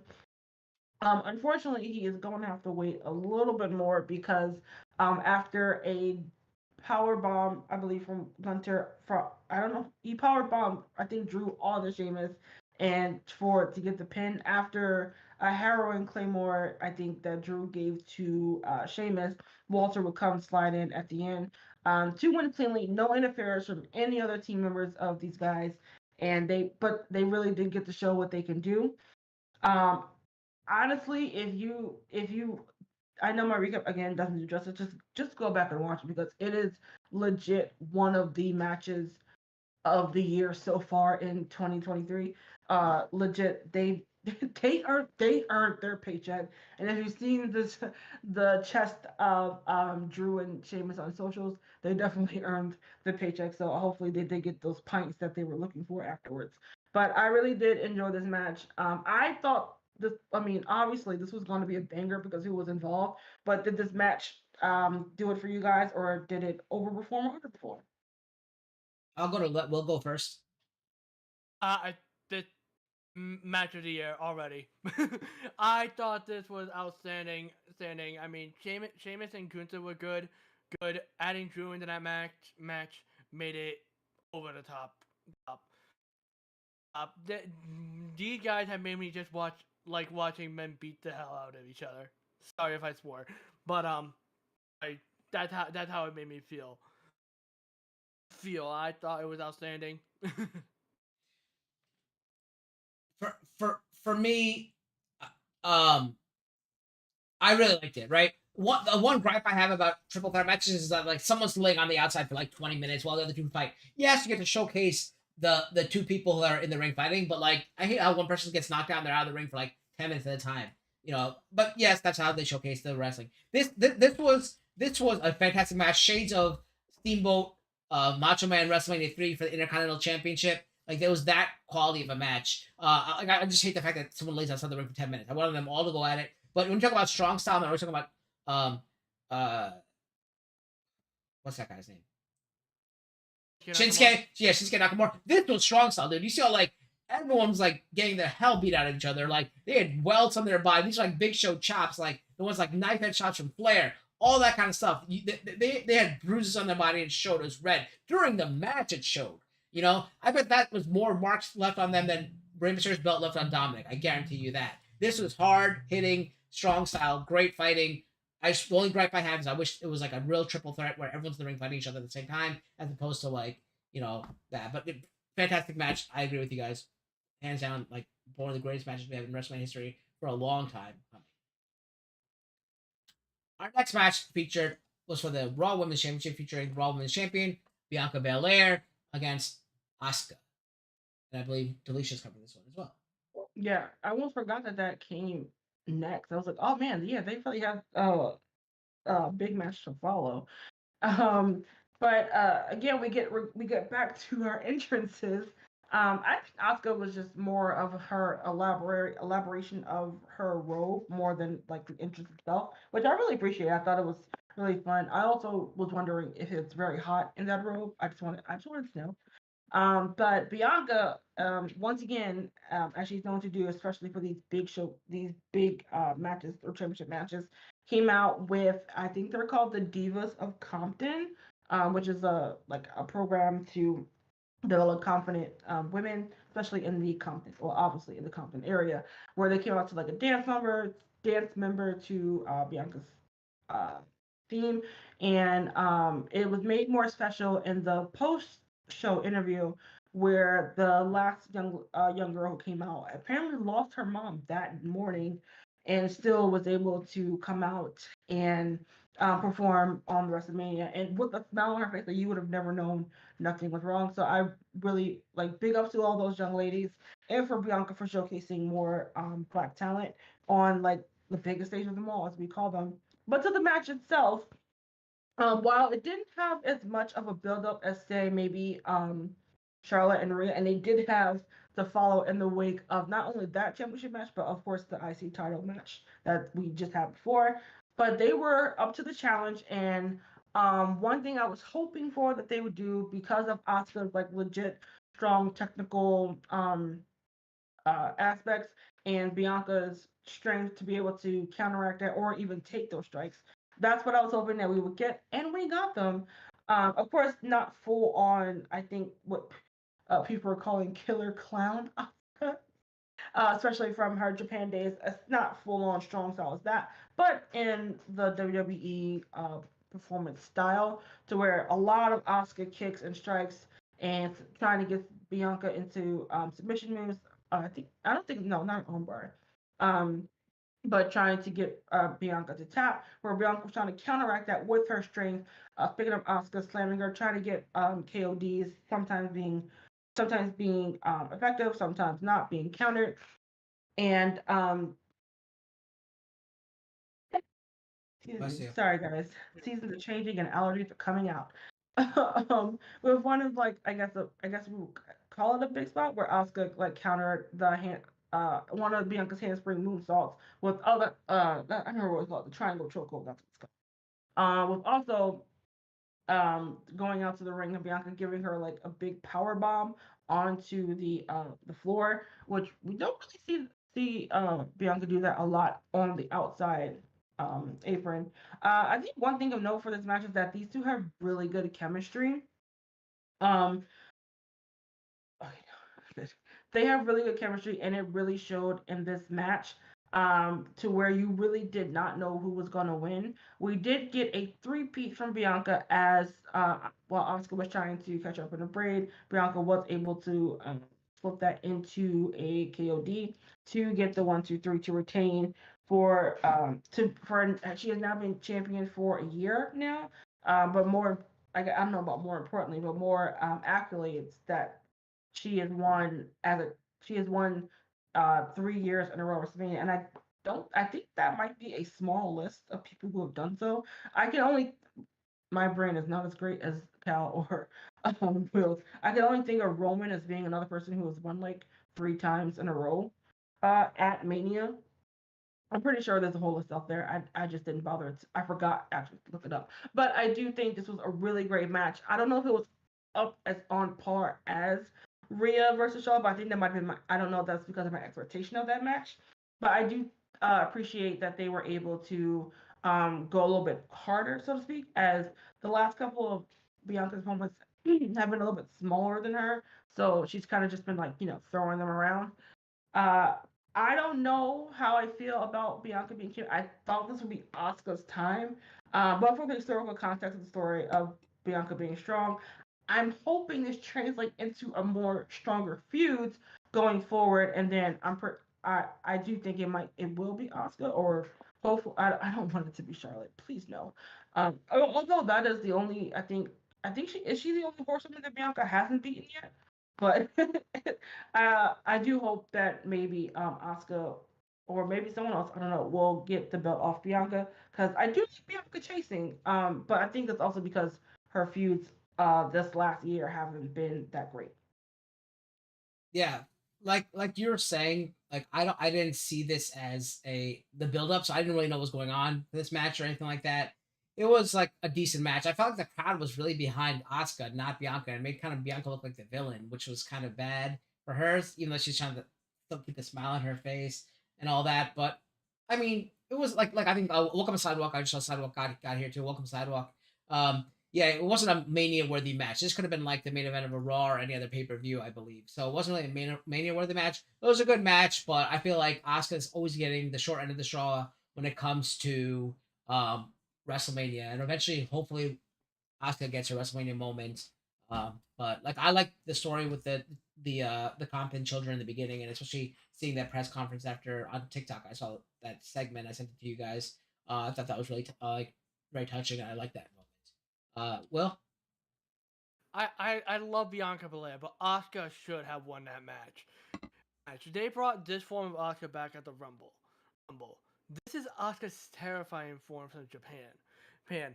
I thought we were gonna get the undefeated streak of Asuka that went undefeated for like 534 something days or something like that. With this Asuka back, I thought this was Asuka's time to win at Mania. I love both performers. It wasn't the best match. There was a lot of sloppiness to it, in my opinion. Asuka should have won, and I will stand by that to this day. Right. The whole point of you putting on like special face paint and demon modes and stuff like that, so you get extra higher ratings in WWE 2K games as well as in real life. So that did not translate in this match. Will it translate later on tonight? We'll get to that in a second. But first, we have a short we have to interrupt this program for a short break with The Miz and Snoop Dogg again. And, well, here comes... Well, to be fair, side is that Bianca does this type of stuff, but she also does, like, incredible stuff. So it's like the level of difficulty that Bianca Belair does, the stuff that she does, makes it harder to do. That's why I think it might come out sloppy sometimes, but she does crazy difficult stuff. Like especially like press slamming people and walking up the stairs and then doing like the 450s or whatever that she does. Like that's the kind of crazy stuff that she does. But anyway, back to the match. So Miz and Snoop come out again. Miz is chiding Snoop saying, "Why did you make me wrestle a match? I was wearing like a $10,000 suit, and now tonight I'm wearing even more suits. So don't think about more expensive suits. So don't think about doing it again." Well, Shane McMahon's money song hits. He comes out. Snoop says impromptu match. We get a few moves from Shane, like bouncing around. Then he does a leapfrog and comes out his knee and probably tears his maybe ACL or MCL. I don't know what he tore, but his knee got blown out. And much like Vince McMahon actually tore his quad. I think that's what happened. Just like Vince McMahon at Royal Rumble. So they had to improvise real quick. So Snoop Dogg punched punched Miz twice, knocking him out, then hitting a very bad people's elbow and getting the win, and that was about it. It was nothing much to say about it. I don't know if you will, unless you want to chime in. Anything to say about that? Oh, the whole Snoop Dogg and Miz thing was completely on the fly by Snoop Dogg. Mm-hmm. The officials weren't ready for that. Miz wasn't ready for that. That fucking excuse me. That moment of the people elbow really pissed me off. It was absolutely garbage. Yep. Delisha?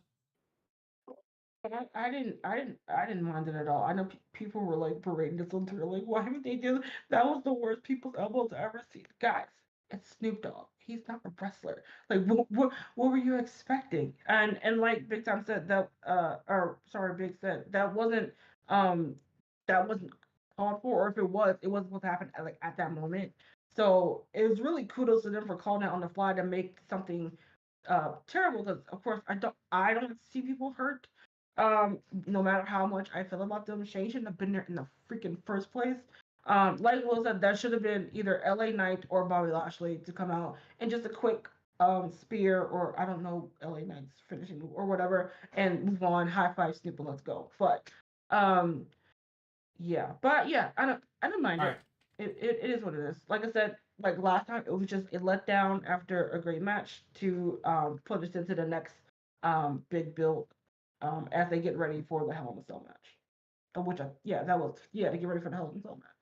All right. Well, I gotta say something to you, Julius, about what you just said a second ago. But also two things. See, it is what it is. It was garbage. That's what it was. And what you said about he's not a wrestler, you can't expect anything. Don't forget, you always say how Bad Bunny's not a wrestler, he does amazing, and Pat McAfee's not a wrestler, he does amazing. So Snoop Dogg, getting in the ring to like actually wrestle. This was just like a segment. Well, remember Pat back. I mean, when Bad Bunny first came, he wasn't really getting wrestled. He was on the corner for what's his face, Damian Priest, and then he did some crazy stuff, and everyone's like, "Oh wow!" Oh, he did the Panama Sunrise, whatever it's called, or that. Yeah. So He was in. what? The Canadian Destroyer. Yeah. So I mean, I don't know. Why was Snoop even there in the first place? Get out of here, Snoop.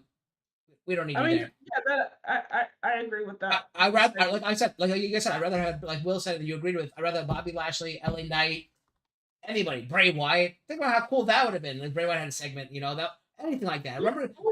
I totally agree that should have been like an actual wrestler's like Yes. moment. Because we had just had Pat McAfee do it, so like you should have like an actual wrestler like Right. this time. I mean, not to dissuade Pat, but you're still just a commentator. But and but yeah, but I do love that Steve looked like he was having the time of his life. So kudos Yeah, to no, him for it's cool that having his mania. it's cool that he's a real wrestling fan, so that's cool. That's about it, but unnecessary. The next match was a Hell in a Cell match featuring Edge and Finn Balor, which I would have to say is probably featuring the best entrances of the evening or all of WrestleMania. I would have to say the best entrances of all of WrestleMania, because first came out Edge with the Brood Edge. I guess it was Brood Edge because it was a fire ring, and he came out from the bottom. I was hoping Gangrel would be with him, maybe getting Christian there for like a night, but I know that can't really happen. That would have been cool. But he came out from the ground wearing one of the sickest masks I've ever seen, and then he started laying up. He put up his arms, and there were wings, and it was really cool. It was a really awesome thing. And then he took a few steps forward, and the camera zoomed out, and then he said, "You think you know me?" And then the his music hit, and he was back to his normal Edge self. But that was really cool. That entrance cool. And then not to be done one up, but Finn Balor came out to his old demon entrance he actually had like a spiked mohawk as well on top of that, along with his dreads that he had, and he did his crawl to the ring. And it was cool that he had like a purple smoke. So they're doing a gender reveal, so I guess him and Rhea are having a baby. It's a purple baby, a demon baby. So they did the gender reveal right there on the spot of WrestleMania, and he spun it around, so it looked really cool, engulfing him and stuff like that. So now, congratulations to Rhea Ripley and Finn Balor. Or actually, Finn Balor's actually married to somebody else. But anyway, I just know that they're both our Judgment Day, so whatever. Anyway, they came out. It was really cool. They basically got face to face, and then immediately got out of the ring and got weapons. Edge got a chair. Finn Balor got a kendo stick. And we can't fail to mention that the weapons were all colored, right? So like Edge's weapons were red, Finn Balor's weapons were purple. So it was, I don't know why. Also, they're all colored in purple and all that kind of stuff. But first, Edge hit a few chair shots, but then Finn Balor went off. He started hitting kendo shots and like sling blades and all this kind of stuff. He like did kicks and punches, and basically Finn Balor led for a little while of the match until it got to the outside. That's when Edge took over and got more chairs. He pulled something out from the bottom. I think it was like a toolbox, but he didn't really use that. He pulled out tables. He pulled out ladders, and we'll get to the ladder in a second because that was a very consequential and significant moment of the match. He set up ladders outside. He did a cool move with a kendo stick, which I think was cool, but is also kind of stupid because he put Finn Balor in the corner of the Hell in a Cell and put kendo sticks to trap him in, but you could just easily pull like the kendo stick out of through Finn Balor or slide under. Finn Balor's very skinny. He's a built guy, but he's skinny, so you can easily slid under. But for the moment of wrestling's sake, it was pretty cool. What kind of turned the tables is when Edge was setting up tables and stuff outside. Eventually, I think Finn Balor ran and drop kicked Edge through the table on the outside that was against the wall. Eventually, Edge got a bunch of ladders, but didn't use them until he got the one ladder and brought it into the ring and proceeded to throw it at Finn Balor like full force. And Finn Balor, I guess, out of instinct, when you take a chair shot, you put your head down a little bit. He did that, but he also put his hands up. But somehow it was just not perfectly done, but like unfortunately done that the wrong hit him right in the square top of the head, busted him open really badly. And that stopped the match for a while. And apparently they showed a promo for one of the movies that are sponsoring the thing. During that's what the fans were booing, not because they were attending to Finn Balor. I'm sure he was concussed, but he kept going on with the match. Finn Balor got back into the match. He basically like acted like that blood like pumped him up, and he got back into the match. He went for a I think he put Edge onto the table, and then he went to the corner to do a coup de grace. But instead of doing that, he saw there was like a little like stand for him on the Hell in the Cell. So he jumped from the corner to the Hell in the Cell, climbed up a little bit, got into that little stand, like a diving stand that you would see like at like dolphin shows or like SeaWorld where the people jump off like that. Like he jumped off that for a coup de grace. I knew it wouldn't hit, but he missed it. Like he got to the table, but Edge wasn't there anymore. Edge got back up, speared Finn Balor, and then hit him with a concerto and got the win, and basically pretty much hopefully ended the storyline between Edge and Judgment Day. But boy, that was a great match. I thought it was a fantastic match. I thought the entrances were the best we've seen in a while for anything. And I mean, I think the match probably would have gone longer, honestly. I think it should have gone long. I think it was supposed to go longer, but Balor was most likely concussed. Therefore, they had to, kind of pull an audible and finish off the match just like that. Delisha? Yeah, this was a great match. It for once, I'm glad that Triple H has gone back to we're doing Hell in Cell when the story calls for it, not because we have a pay per view to sell. So I'm so glad it's not that stupid red colored ring as well. I mean, cell as well, because sometimes it was hard to see. And kudos to Finn to just be like, you know what, yeah, I'm just gonna keep going. Maybe it shouldn't be the thing because that I mean that wasn't the cause of Cody's injury, but he wrestled injured himself, and now Finn's wrestled injured himself. So it's funny. And yeah, well, I did see the photo of the wound. It was nasty. So I don't know how he. Apparently, they stapled him like on the fly real quick of ringside, so that he could keep going. And that was pretty cool. And yeah, I was saying before in the chat that this feud needs to be over because it's been going on for so long. And some of that was due to Edge injury plus shooting a movie, but also we've seen them do it all the time, and the Judgment Day just don't win. So it's just like let them move on, close this chapter, let them move on, and do something else. Hopefully if Balor gets really well. Also, apparently he should never be the demon again because it does not serve him whatsoever in these matches. Although the makeup was really cool, and it was definitely a better looking finish than the atrocities of him when he faced Roman. So, kudos to that. Yeah, before I turn it over to Will, because I want to ask him a question because he can probably answer this properly. But once again, yeah, the face paint, the super demon mode did not work for Asuka. Now no longer did it work for Demon Finn Balor. And what I want to ask Will, as I segue to him, is that this is the second time he's lost in a row wearing the Demon Finn Balor gimmick or whatever it is. And I correct me if I'm wrong, Will, but has he never? I don't think he's ever lost in NXT with the Demon Finn Balor, correct? The first time he lost with the demon Finn Balor since he ever started using it in WWE was to Roman Reigns. Yeah, say that. And I thought this match was great. It was 90 miles per hour from the beginning. They instantly went out for the weapons. They didn't do any combat in the cell. I would have liked them to go outside the cell and on top of it, but I thought this was great from the get-go. I was worried when Balor was initially injured, but I was like, a part of me was like, this is Hell in a Cell. We can't just stop because of an injury. Then I saw the photo of the wound and how bad it was. Because I mean, with the face paint and his hair and the camera angles they were showing, you couldn't really see it. But when I saw that photo of it, I was like, oh yeah, I'm glad they stopped it to take care of that, because that looked severe. And if he isn't concussed, I'm gonna be stunned. But I do agree. Let's like I said with Rey Mysterio and Dom, let's cut off the Edge and Finn Balor. Let's just go to Judgment Day and Legado at this point. Let's veer off into that segment of a storyline for them. Because that's a way they could go off past Mania for Judgment Day in general. And I feel like they might have actually gone to the outside and done all the crazy stuff. But remember, I think that possible concussion, and the safety of Finn Balor, they cut the match like a third of it off and just went straight to like how it should end right after that. So that's why I think we got cut off. Yeah. It might have probably. It's still a great match. Yeah, it was still a great match. I think it would have been crazier because this is supposed to be the culmination of their feud. I believe it's going to end now, so I think it's supposed to be crazier. But what happened is what happened, and that's what we got.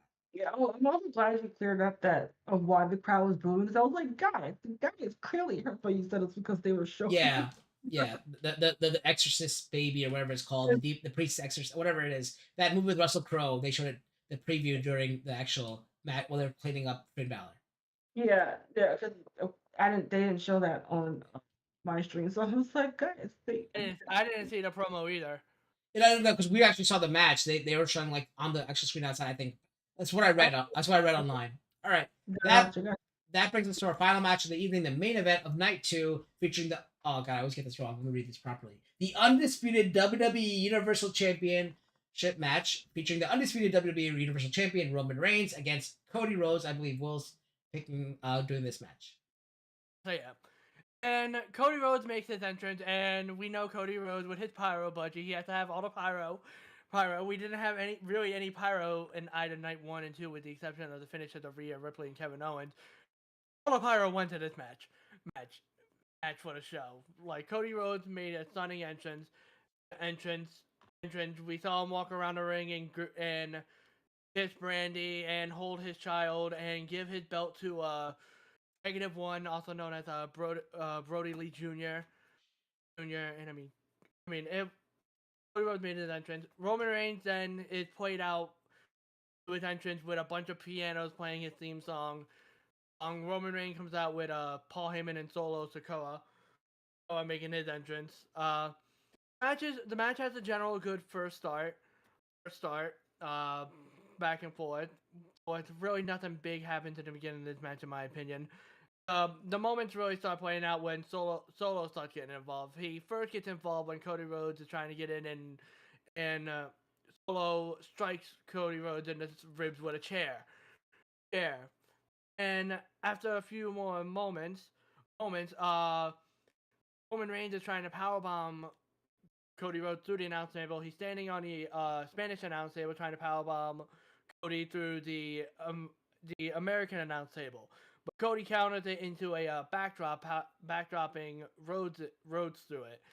Rhodes goes into the ring, breaks up the count, goes back out, gets Roman in there, and getting back into the ring, but Solo whips Cody with his weight belt. The ref hears that and decides to eject Solo. Solo gets ejected. We get some more action between Cody and Roman, but the ref gets taken out. So, of course, with the ref taken out, the Usos decided to come out and super kick Cody Rhodes. Take Cody Rhodes out for Roman Reigns. But when the Usos appear, it was a summoning ritual for Kevin Owens and Sami Zayn to come in. And Sami Zayn and Kevin Owens comes out, gets the Usos out of there, and we're back to Cody and Roman. Throughout the match, Cody Rhodes been hitting Cody cutters, and Roman Reigns been hitting Superman punches. I mean, there was one time where Cody Rhodes countered a Superman punch into a pedigree. But towards the end of this thing, Cody Rhodes goes for the bionic elbow, paying tribute to his father. And then he does that like body drop and uppercut that Dustin Rhodes does, paying tribute to Dustin. Then he goes for the 2 crossroads. After the second crossroads, Paul Heyman gets up on the apron on one side of the ring to distract the referee. Cody Rhodes, for some dumb reason, decides to back into the corner for the third crossroads, even though this is to set up the wrestling gimmick of the match. Solo Sikoa comes back out from the timekeeper area, jumps onto the apron, gets into the ring, and hits Cody Rhodes with a Samoan spike to get involved in the match. Cody Rhodes is selling the Samoan spike. Roman jumps off the ropes, spears Cody, and gets the 1, 2, 3 for the finish. Finish for the win. I mean, at the time, I was not happy with this finish. I feel like, and a part of me still feels like that the way this was being written, Cody Rhodes was supposed to win this match. And a part of me still feels like that to this day. But I also understand Cody Rhodes just came back from injury. It kind of wouldn't make sense for him to win the title immediately. I think he should have a climb to it. I still think Cody is going to be the one to dethrone Roman. I made like a whole tweet on what I think they could do to fit a storyline in that. I'm not going to mention all of that here. there, but I do think they gave Roman the win so that he could reach his 1,000 day, which I know Cal wants Roman to do. But I feel like I'm torn about how to feel about this match because I really wanted Cody to win, but I now, after sleeping on it, understand where we're going from this story point. So I'm gonna pass this on to Cal because I feel like he's a little ecstatic to talk about his opinion on his match. Well, so just to be fair, I had nothing against Cody. I said even if The Rock was supposed to be in this main event against Roman, I wanted Roman to win. I did say that, to be clear, because I feel for the storyline's sake, The Rock, would have to lose to Roman for the whole, tribal chief thing and carrying that on. Because 1,000 days makes sense. And I do agree, Cody just came back and just won the Royal Rumble. That, I feel like if he had that build up from when he originally came at WrestleMania last year, and if I think the injury messed up this entire timeline for him, and no fault of his own, but I think that's what happened, and it messed up the flow to this. Would have been the culmination of his whole journey where they're talking about ending the story, right? That would have been the case, I believe, had he been there the entire time. But the Fates had it and got injured, and then he came back for Royal Rumble and won it, and you thought you'd get it. But another way I look at it is I look at back when Sting lost to Triple H at WrestleMania, where Vince McMahon did not want to put over a WCW guy over his own homebred WWE/WWF guy. Same reason here. This is Vince's guy. Not Austin Theory, but I mean, originally this is Roman Reigns. Not Drew McIntyre. It's Roman Reigns now. And he's not gonna have an AEW guy, some guy who left the company which left a bad taste in Vince's mouth, to come back and win this match. Maybe if Triple H is still in charge at this point, I feel like Vince McMahon was there. They said he was in Gorilla the entire time, so I didn't think he was gonna let Cody Rhodes win. So, like I said, I think if he was there, barring an injury, I think this might have been his moment, but he will get it probably at SummerSlam. I doubt it'll take until next WrestleMania. I think it'll be at SummerSlam. And Will might be right that he is the person to dethrone him. If not him, maybe Jay. I don't know. But other than that, after the match, it was a good match. We expected those million run-ins, like as expected. The one thing I was missing was the Rock's music to hit after at the end. But as soon as I saw Cody still laying in the ring, I'm like, oh, that means the Rock's probably not coming out. And then I just, that was it. I was tired. It's midnight. I gotta go to bed by that time. Delisha, your final thoughts about this match? Yeah, the same way. I've always been in the whole middle of this whole Reigns, Sammy, Cody main eventing type of deal. I didn't mind it going either way. Like I'd have been happy for Cody or what we got last night with Roman winning, because the story is not done. They still have a lot more money to make off of this, so they're gonna do with whatever brings in the money. And it's still very compelling. Like there's still so many ways that this can go because the Usos lost. There's still those undertones of Jay and Roman and Jimmy and even Solo. Like Solo is still like Roman's right hand guy, but where would Solo stand if Roman starts going after his brothers? So it's very much still a bloodline story going on that needs to be told. So I'm just like still invested in what's gonna happen. And yeah, I do think Cody's gonna win it at some point. He's too good not to, and he is when he's in the company, he is a company guy, so he's gonna do what's expected of him, or needed of him to do whatever it is that the creators telling that they need to get done. So yeah, and it gives a little bit more underdog story because Roman didn't beat him clean. He had three other guys had to come in and try to help him secure that win. He did that completely solo. Right? Absolutely not. He did that completely solo. He did it completely solo. But yeah, so he could always that is always in the back of that storyline. She's be like, you are so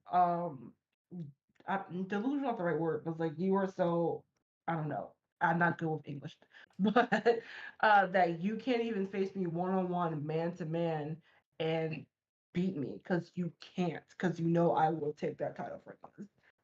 He'll put it in a better promo than I. But but We, yeah, we would so hope. hopefully it's not a straight up run it back at Backlash. Like I feel like we should be we're moving away from that. Um, but yeah, maybe at SummerSlam. Like I don't want another year on build um to Mania, even though it would be in my hometown. So it'd be cool if that did happen, but I don't want that long of a build anymore. Because we kind of, even though it got stopped, we kind of had that this whole past year. But yeah, I'm just really excited to see how this keeps going. Because so far it hasn't really. I know people's endings of how things are going or haven't gone well, but I'm still pretty much invested in very much to see what this next turn of the page will be. All right. So with that said, let's move on to our finishing moves or finishers. We're going to talk about the second night only now. Your low point, your high point. I pretty much guarantee I know what everyone's high point is for the second night, and give me your overall grade for the second night. So we're going to start with Delisha first this time. Delisha, go ahead. You Cal, you cut out. Oh, did I? Sorry. We're gonna talk about just the second night only. Your low point, your high point, which I figure I know what everyone's is gonna be, and then give me your grade just for the second night. Sorry, second night. And Delisha, go ahead first. Yeah, it was that part that cut out. We didn't hear which one it was. High point, surprise, surprise, or no surprise at all, is gonna be Gunter versus Sheamus and Drew because banger after banger after banger, and he just keeps on delivering.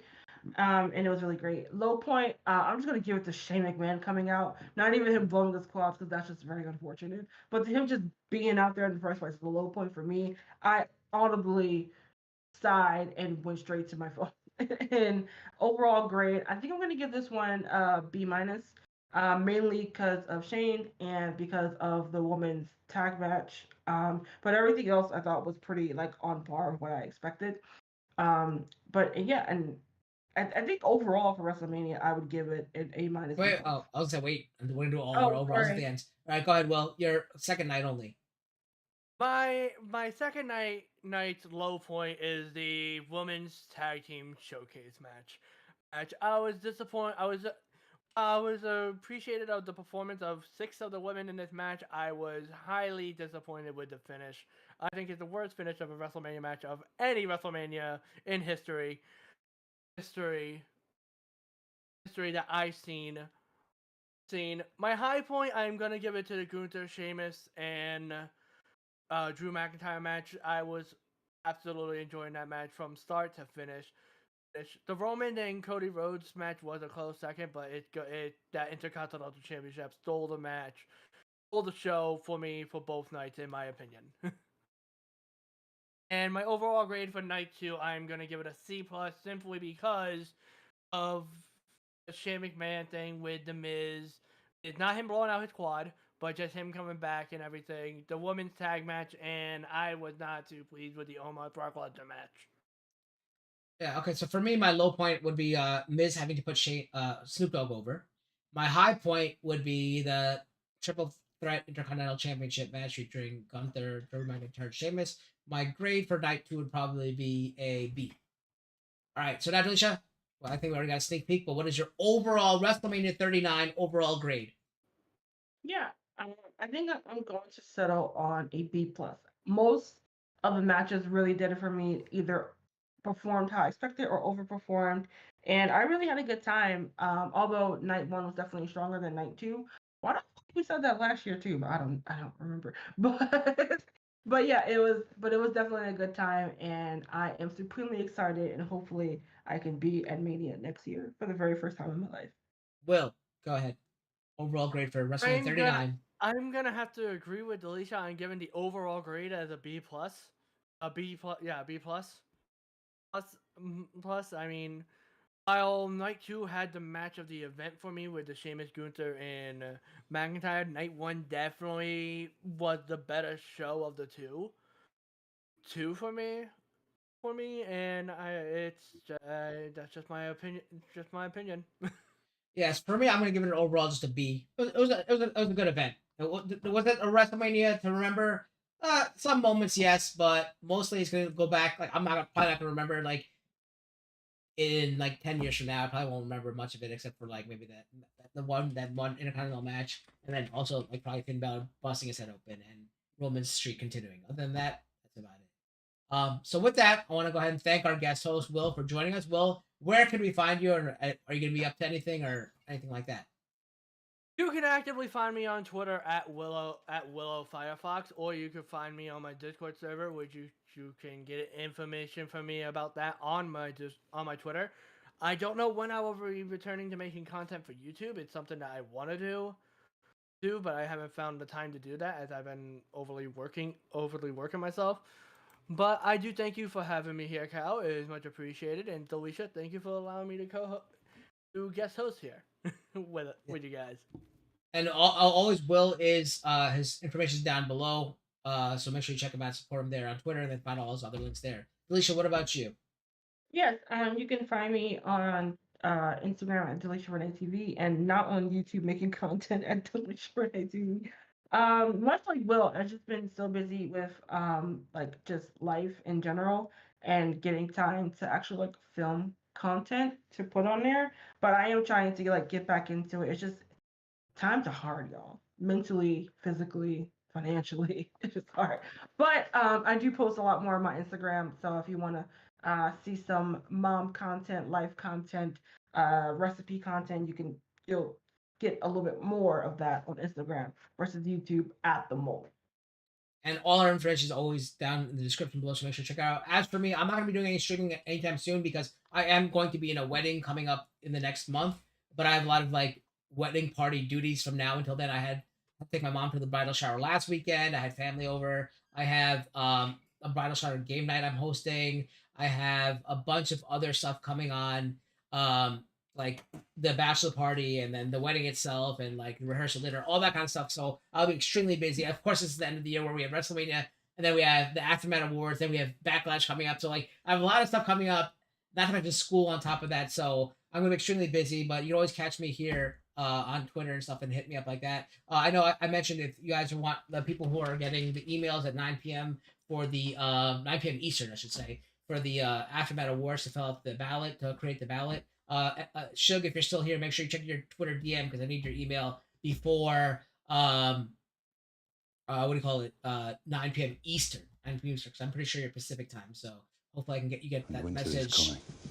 Thank you so much. I don't know what just happened. I think warm hearted. Thank you for the follow. How are you doing? But yeah, and then as for us, the next time you'll see us, like I said, it's the AfterMat Awards on April 24th for our season 6 ending special, and then the real next pay-per-view or premium live event will be on for Backlash, WrestleMania Backlash. So stay tuned for that. Until then, guys, keep slamming the haters. Thank you for 6 great seasons. We'll see you next time and be the champion of your dreams. See you guys later. Thanks.